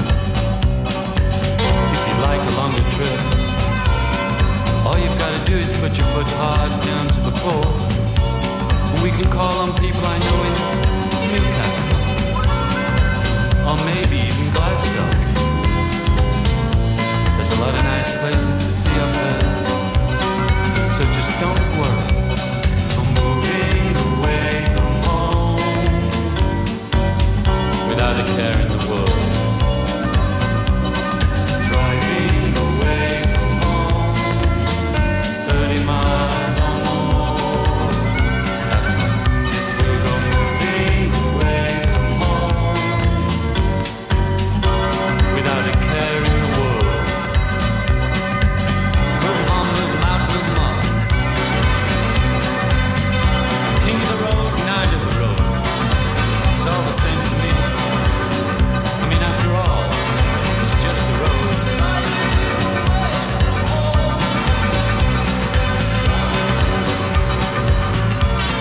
Award-winning comedian, performer and comedy writer Andy Hamilton is one of the most familiar faces in British comedy. You'll have seen him on topical panel shows like Have I Got News For You, QI of course. He's also the co-creator and writer of hit BBC One family comedy Outnumbered and popular 90s shows Drop Your Dead Donkey and so many other things. You can add author now to Andy's list of credentials as his first novel, The Star Witness, is out right now. Andy's here to talk about it. Thank you very much. And we were just, before we open the microphone, obviously we're trying to tease out of Andy the basic plot and what this character within the book is supposed to have done. We can't say, actually, can we? We can't say. We can hint, I suppose, Andy, up to a point, but we don't want to give too much away. No, he's famous. He's a household face. He's a soap star, He's right? a soap star. He's in his 50s. And because he's been living in that sort of weird bubble of fame for a while, he's allowed himself to sort of coast. Yeah. He's sort of lost a bit of the sort of moral side of his personality. He makes a couple of bad choices, and then he gets targeted by a very complicated fantasist, and he gets into more and more trouble. So his life disintegrates in a sense as he's known it for some time. He has to review his life, let's put it that way. He finds himself on the wrong end of a lot of publicity, and that triggers a series of events that means he has to make a major review of his life. And so he does go on a journey, but I don't want to say more than that because, you know, there's lots of twists and turns. The book is called The Star Witness, and we're going to talk also about Andy's tour in a moment. Just going back to the book, he's a soap star and he's dating this person called Jade. Now, this is a much younger actress. I'm not sure how much we can say, that's why I'm hesitating. Yeah. He dumps her, right? He dumps her. Can we say that? Well, I suppose so. Well, you said it now. Yeah, Be careful well, what said you it say. now. Yes, and he doesn't handle it particularly well. And because he doesn't handle it particularly well, that sets in motion a chain of events. It is funny, right? It's funny, And it's quirky, it's interesting. I mean, clearly it's a bit of a parody on that kind of a bubble showbiz culture. It's funny and it's serious. You know, and the nice thing about doing a novel is you get room to expand and explore the psychologies of the characters and stuff. The other thing is you get to deal with ambiguity. You know, your characters don't have to be black or white. They can be lots of greys in between. So I really enjoyed writing it, just to have that room to chase ideas and characterizations. And this is your first novel, yeah? It's my first solo novel, yeah. I did co-write a novel years ago. So had you been wanting to do this for some time? Had the story been with you for a while? Yeah, well, like all writers, I've got many semi-finished novels. And that story, I first started thinking about that story getting on for 20 years ago, yeah. I would say there has been a change in the relationship between the public and celebrity. I mean, first of all, there used to be a time when a celebrity was only a celebrity if they were good at doing something. So that was a change. But I think the big sea change has been the sense of ownership that the public now have is far greater, you know, because of 24-hour media, and so there's this appetite. It's quite interesting because I'm not sure if the cult of celebrity, actually, as we knew it, is still around, because so many folk are celebrities, and probably it's a misnomer, isn't it? Many of them are just well-known people. See, in the 50s and 60s, that was... I mean, it'd be interesting, when did the expression A-list celebrities start? Because, you know, there weren't B, C, D down to Z. You know, there was just a handful of fantastically famous people. What do you do on your tour, then? This is a change management tour. What does that mean, first of all? Change management is usually a euphemism for you're about to be made redundant, isn't it? I mean, that's what it usually is. Okay. They say we brought in change management consultants. That usually means they're cutting the workforce. But I did this show about 18 months ago and I really enjoyed touring with it. Then what happened was 2016, which has been a year of quite phenomenal change on pretty much every front. So I thought, well, it'd be a bit mad not to do it again. So I'm going out. It's just a short tour, and I'll incorporate stuff about 2016. Well, September, Friday 30th of September, Shrewsbury Theatre 7. In October, for Andy Hamilton, Change Management Tour. Durham Gala, Wednesday 5th of October. Saturday 8th of October, Harrogate Theatre. Milton Keynes Stables on Sunday 9th of October. Saturday 15th, Newcastle Northern Stage. Halesworth Festival, that's Thursday 20th. Tuesday 25th, Newbury Corn Exchange. And on Saturday 29th, Cardiff Sherman Theatre. The novel, the new book, is called The Star Witness. It's out now, and you can see, as I say, Andy on the Change Management Tour across the UK from the end of this month. Good to see you again, Andy. Thank you very much. We did the joke, didn't we? Yeah.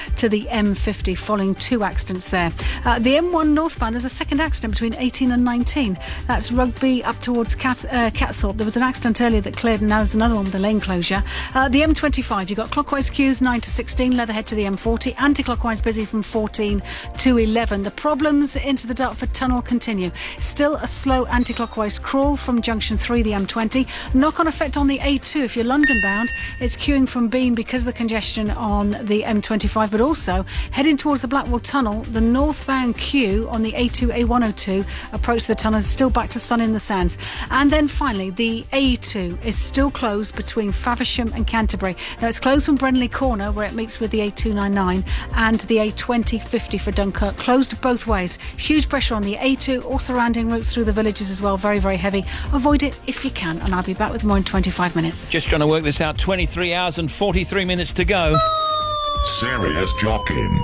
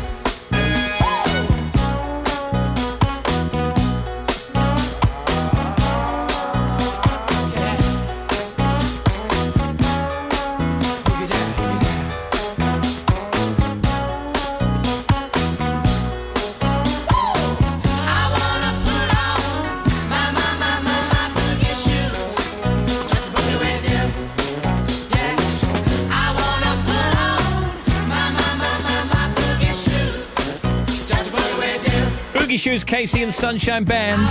Hey Steve, making Christmas cards in the summer house with the fan on. Mad weather. Loving the show. That's from Maeve. Hello, Maeve.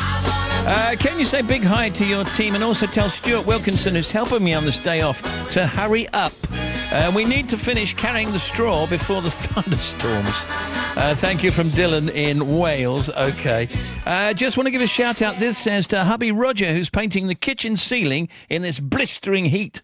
You've missed a bit. Thank you, Steve, from the foreman, Sue. Great music today, Steve, and everybody from the sunny south of France. Thank you very much. That is from Ted. And this says, lying in Lanzarote, having me a siesta, listening to your little show. Keep the good tunes coming. Chris from Ireland. Next, we'll talk to a man called Max McMurdo.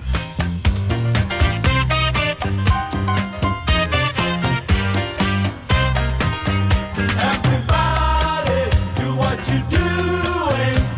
Smile will bring a sunshine day. Everybody, do what you're doing. Smile will bring a sunshine day. Everybody, do what you're doing.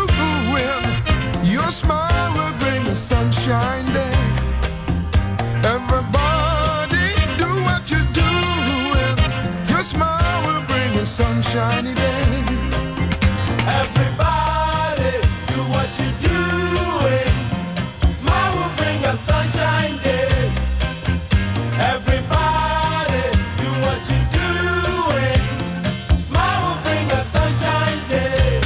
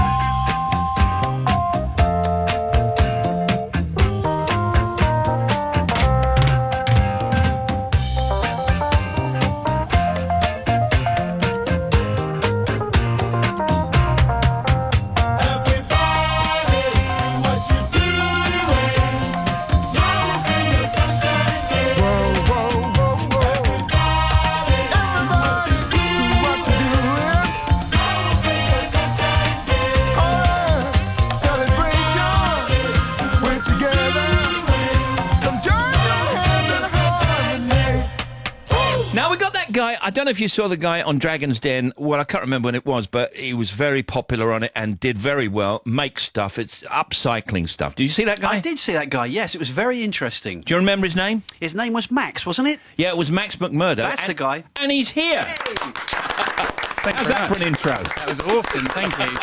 Unrehearsed. Yeah, absolutely. Max McMurdo is an upcycler whose knowledge and passion for restoring and repurposing, good word, items has made him the best-known upcycler on TV.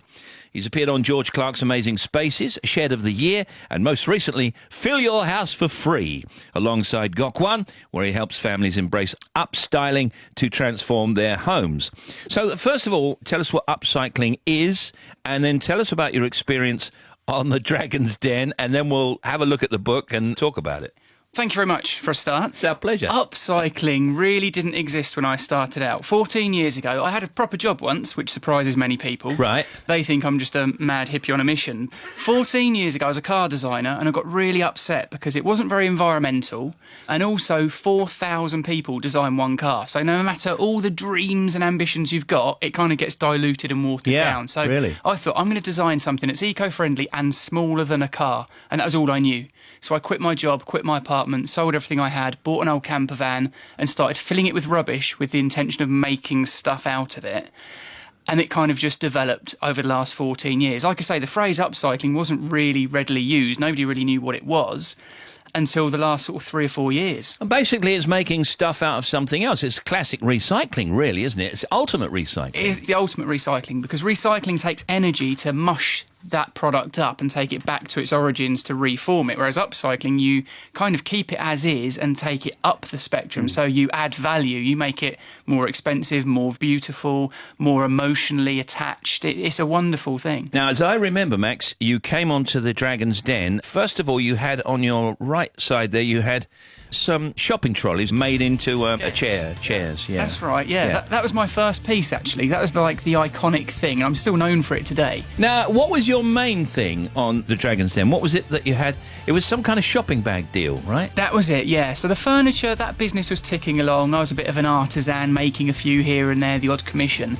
But I designed Ben the Bin, it was called. Right. And it was basically to encourage people to reuse carrier bags, because as we know, that was 2007. 9 years on, carrier bags are still a massive problem, and all we're doing is kind of charging 5p for them. Yeah. But people are still using them and not reusing them enough. Remind me what you actually made out of it then. So, in hindsight, I think Duncan Bannatyne pointed this out. It's just a U-shaped piece of plastic onto which you hang a carrier bag, but it means you can reuse it time and time again. And I still use mine in the workshop and at home. As a rubbish bin? Yeah, so it's an open-topped rubbish bin for putting your recyclables in. Because there's separate bins now. Again, 9 years ago, not everybody even had a recycling bin at home. Simple idea, ahead of its time. Did they go with it, the Dragons? Yes, they did. Surprisingly, especially for me, Deborah and Theo both invested in the business. Hold that thought. Here's Deborah. It feels like a serious punt. I don't know how Theo would feel. I would be interested, Theo, in doing this if we made a...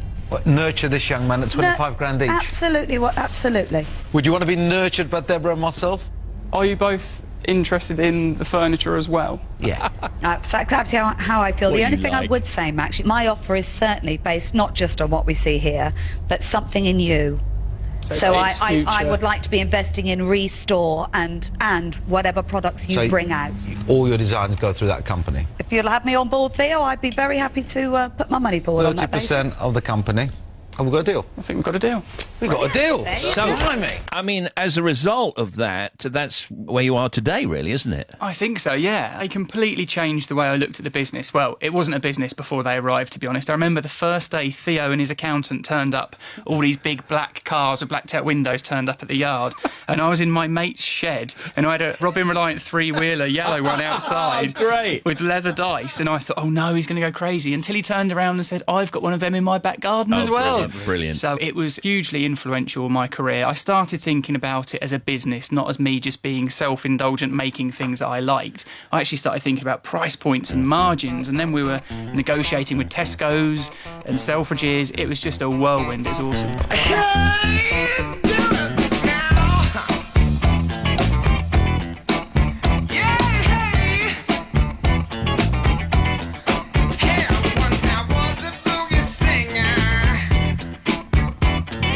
Playing in a rock and roll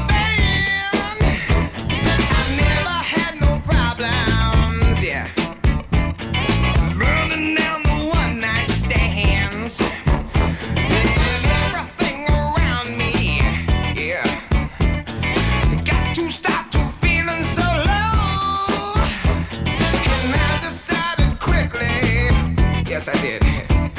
To disco down and check out the show. Yeah, they were dancing and singing and moving to the grooving. And just when it hit me, somebody turned around and shouted, "Play that funky music, white boy. Play that funky music right. Play that funky music, white boy. Lay down the boogie and play that funky music till you die. Till you die, yeah. Oh, till you die. Gonna play some electrified funky music.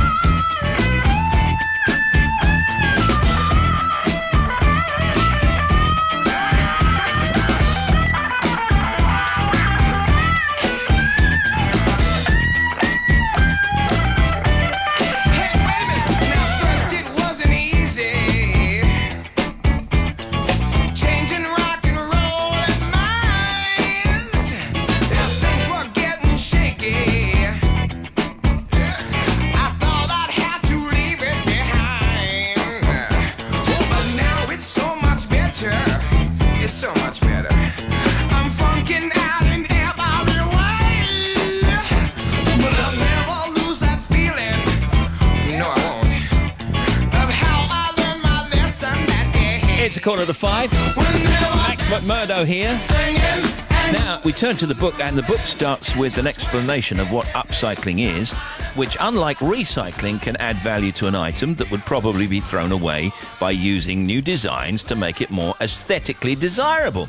Max favours upcycling because it enables you to invest in a solid piece of furniture which will last much longer and can be transferred ultimately into a unique item. There are 4 sections: furniture, storage and display, lighting and accessories, and tools and techniques, right? That's it, yeah. So take us through the one that you enjoy the most, as in the book. Oh, that's a good question. My Yeah. favourite project? Well, I do have a slight love of the washing machine drum table. Don't know if you've got that there in front of you. Well, but even if I haven't, describe it because it's radio. I'm going to look for it. I'm actually looking at spark plug key hooks, but I'll move on. No, the wash drum table's Oh, God, awesome yes. because it's incredible. What I love about this the most, I think, is that when people see the finished item... That's brilliant. It looks great. Yeah. I have one by my bed, genuinely. It's such a nice ambient light at night time. But my dream is that when people see my upcycled items, especially kids, they look at it and they think, oh, what is that? I recognise it. And that's perfect with the washing machine drum table because everyone sees the washing machine drum probably on a daily basis, but from the inside in an ugly white box. Yeah. When you see one polished up and looking beautiful with a piece of glass on top and a light inside, you think you know what it is, but a lot of people get really angry at themselves. They can't quite work out what it was. All right, spark plug key hooks. Now, this is simple. Even I could do this. Describe this. What do we have to do? It's basically you get a lump of timber, you get spark plugs when your car's serviced, you give them a quick clean, Yeah. you drill some holes and you screw them in. The spark plugs are beautiful. They're really beautiful stainless steel. They've got that ceramic coating on them, which gives you a really nice contrast of materials. You mount them on a rustic piece of board, and they look lovely. See, some of it I think I could do, but honestly, Max, I am useless at DIY and anything like this. However, conduit pipework candelabra, I may just be able to master that. What will I need? Just a hacksaw and a screw? You don't even need that. The pipework fixings themselves come ready tapped and threaded. Right. So all you do is assemble it. It's like a Lego building block thing, and Stick just your wire it candles up. in. Then you put a couple of candles either side of a candle-shaped light bulb, and it's a really fun piece, that. I'm looking at the ladder light. So this is a ladder. It's up against the wall. And, oh, my God. Now, Max is just getting something out as I'm speaking. I'm trying not to distract you too much, but I've made you a prezi. Okay. I hope you don't mind. No, this is going to be good. Can I describe it or you describe it? Well, if you describe it, because I'll be interested to see what you describe it as. Well, it's something like a miniature house, or the two sides of a house. Yeah. Yes. In the middle, a kind of a bridge effect, and in the middle of the bridge effect is a cute little light. Exactly. What was it originally? So this was a piece of scaffold board. This isn't in the book. I've just made it as a prezi for you because I thought, what do you get a man who's just got a new book? And I thought, I've designed and made you a book stand. Oh, it's a book stand. So when that's you're, brilliant. if I could borrow my book, your Yes, book, of our course. book, Yeah, there it is. then when you're at a page and you're halfway through and you're getting sleepy, you Yeah. just rest it on top. Oh, look at And that. it makes it into like a little shed. Oh, that's perfect. That's I'll give you a round That of is applause. fantastic. That is great.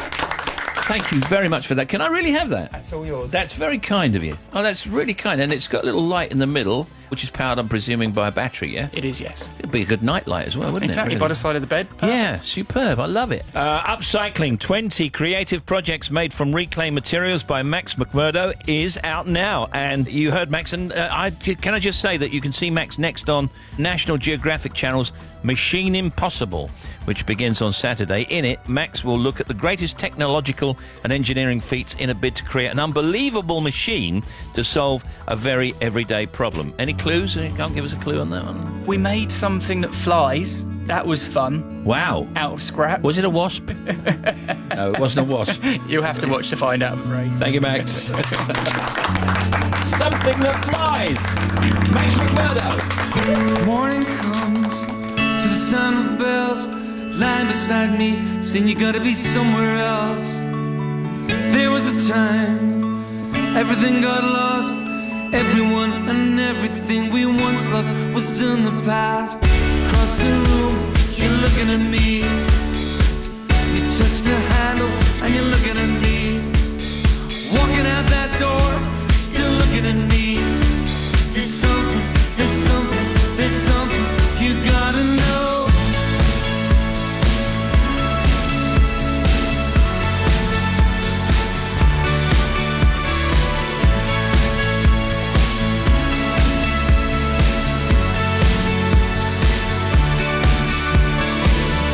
Morning comes, I lie awake, I'm looking at you. I only know today you're gone away. Look at your clothes scattered on the floor. It's nothing gonna change, it's nothing gonna change anymore. I get so worried when you don't appear, I get so worried when you come too near.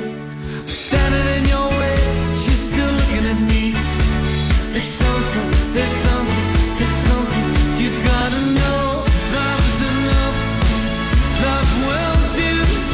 Love lasts longer than anything you're going through. Love is enough, love will do. Love lasts longer than anything you're going through. Love song, this is a love song. Love song, this is a love song. You gotta walk a long way, walk a long way, walk a long way to come back again. You gotta walk a long way, walk a long way, walk a long way to come back again.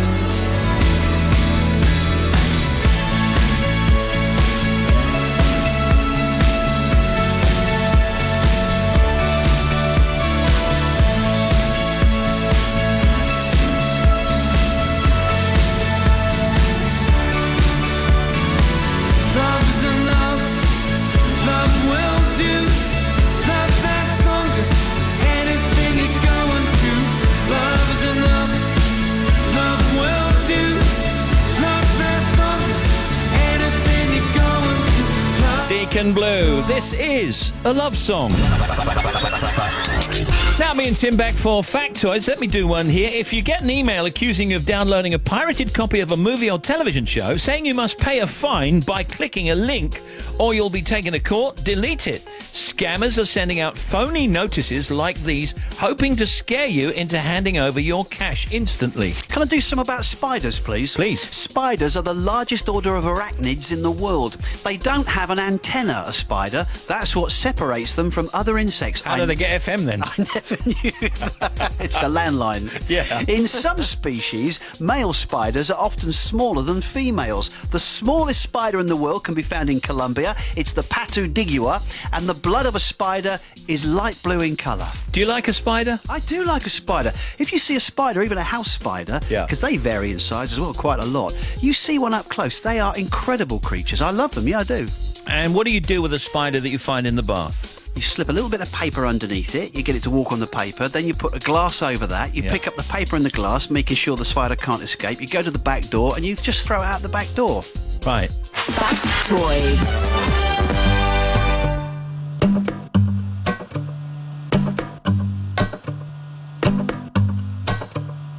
I love you, I love you, I love you, yes I do. I want to, yes it's true. But all the boys who came ahead of you were mean, and now it's hard to give myself away. You must be too good to be true.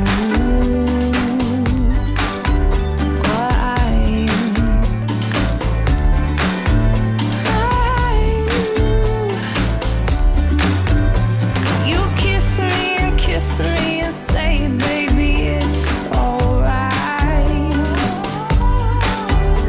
I see you so clearly when I close my eyes. So why am I so scared to let you come round here?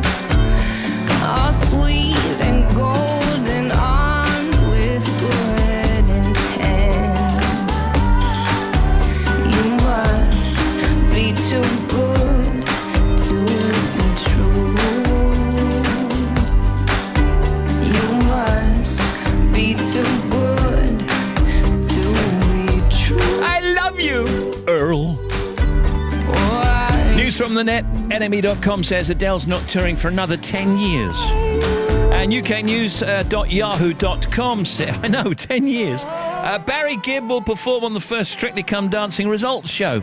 Strictly tweeted the news today saying that viewers should expect Sunday Night Fever.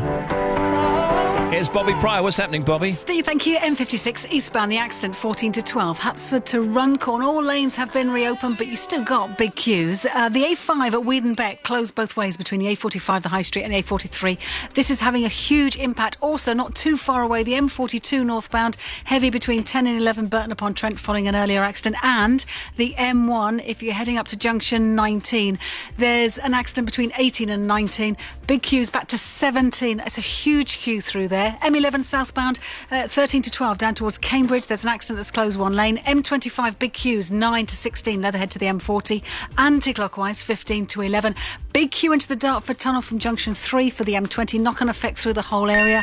And the A2. It is still completely closed both ways between the M2 at junction 7. So the end of the M2 at the Thanet Way, Brendan Corner, down towards the A2050, which is Upper Harbledon. That's having a huge effect. And the M5 finally, both ways between 8 and 9. The M50 to Tewkesbury, you've got big delays. There are lane closures following that earlier accident. Also, now northbound, there's another accident in the queues between 10 and 9 as well. I'll be back with more just after the news. Appreciate your time.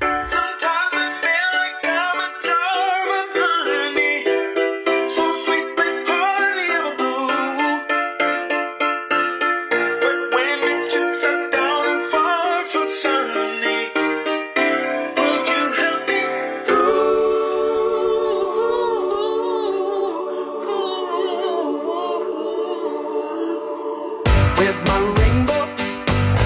Where's my sun in the sky? Where's that light to guide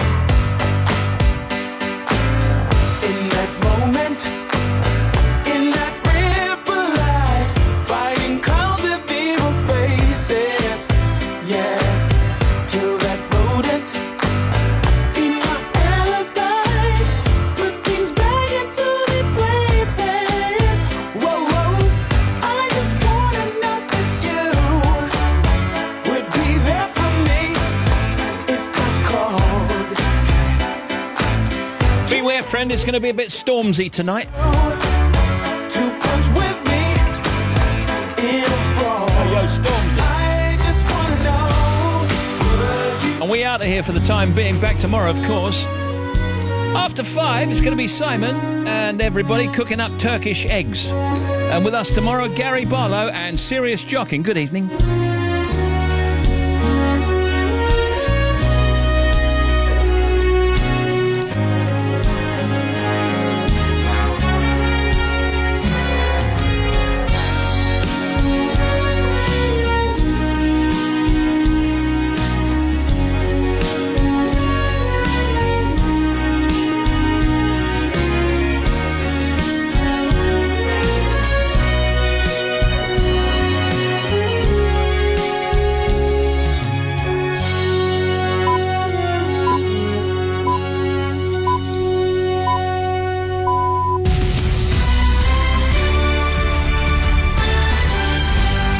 BBC News at 5 o'clock. This is Justine Green. The controversial Hinkley nuclear plant, funded by France and China, has been given the green light after a 2-month review.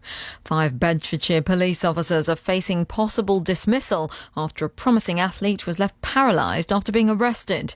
And the government has told the BBC it must reveal the salaries of its stars.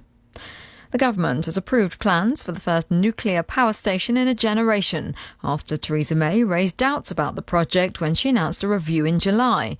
Ministers say they've imposed new conditions which will address national security concerns, but Labour has dismissed the changes as face-saving. Here's our assistant political editor, Norman Smith. For all Theresa May's concerns over security, it would appear in the end Mrs May decided the cost of axing Hinkley was simply too great. Billions of pounds worth of Chinese investment could have been lost, 25,000 jobs jeopardised, and ministers left struggling to ensure future energy supplies. And Mrs May's claim to have secured a new deal with beefed-up security restrictions has been widely challenged at Westminster. Labour dismissed the new curbs on the future sale of nuclear plants as window dressing designed to cover up a climb down by Mrs May. The government already had such powers, they said.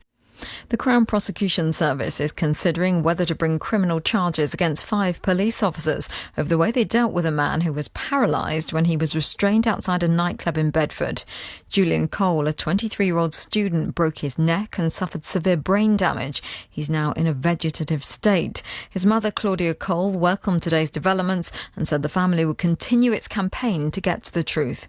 I need justice. No matter whatever they did for him, it won't bring him back. But the only thing I need, justice.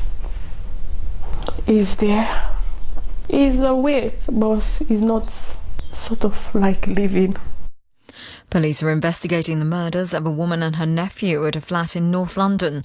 Officers were called to an address in East Finchley early this morning, where they found a man and woman with gunshot wounds. The victims have been named locally as Annie Ikofo, who was 52, and her 21-year-old nephew, Beverly. The mother and grandmother of a 6-month-old baby who was mauled to death by a dog have been jailed for 2 years. Molly Mae Wotherspoon was attacked by an American pit bull, a banned breed, in Daventry in 2014. Claire Riley and Susan Alcott pleaded guilty to being in charge of a dangerously out-of-control dog. Speaking outside Northampton Crown Court, Detective Superintendent Jen Helms said it had been a difficult investigation.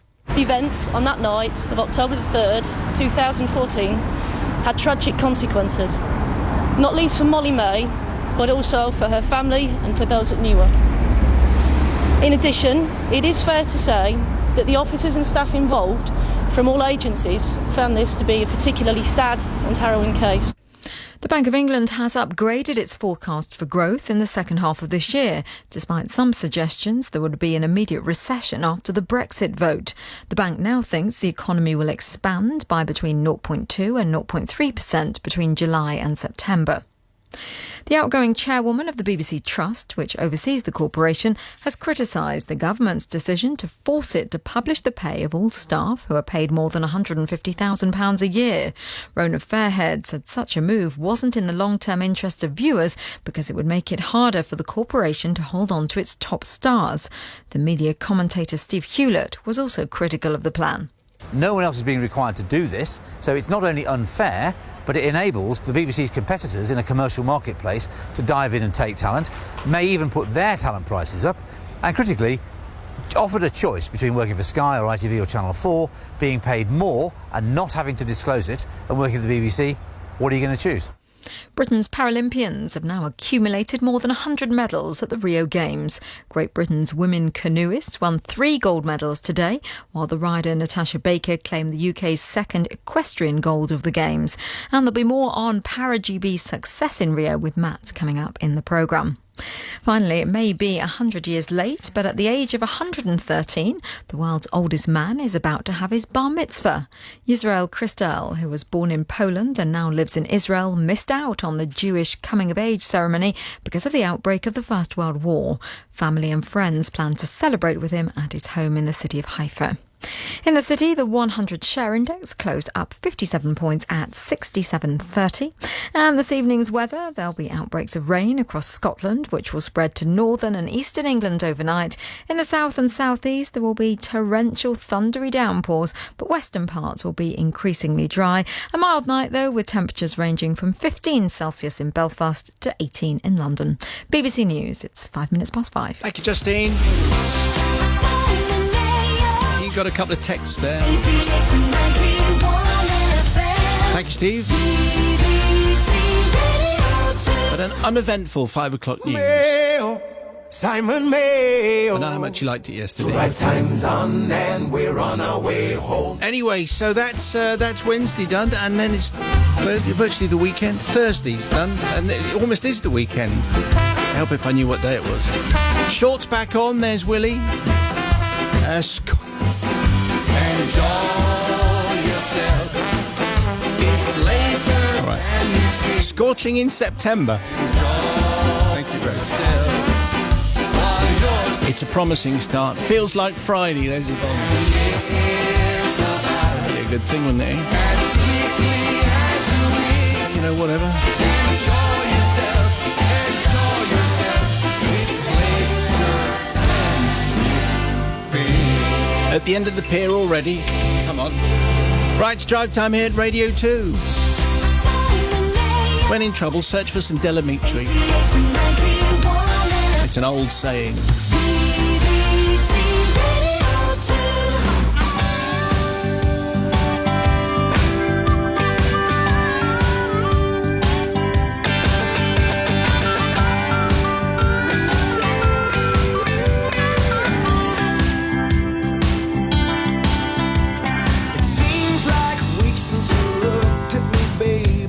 Without that look of distaste, I don't know why your feelings are changing, but I've seen it in your face.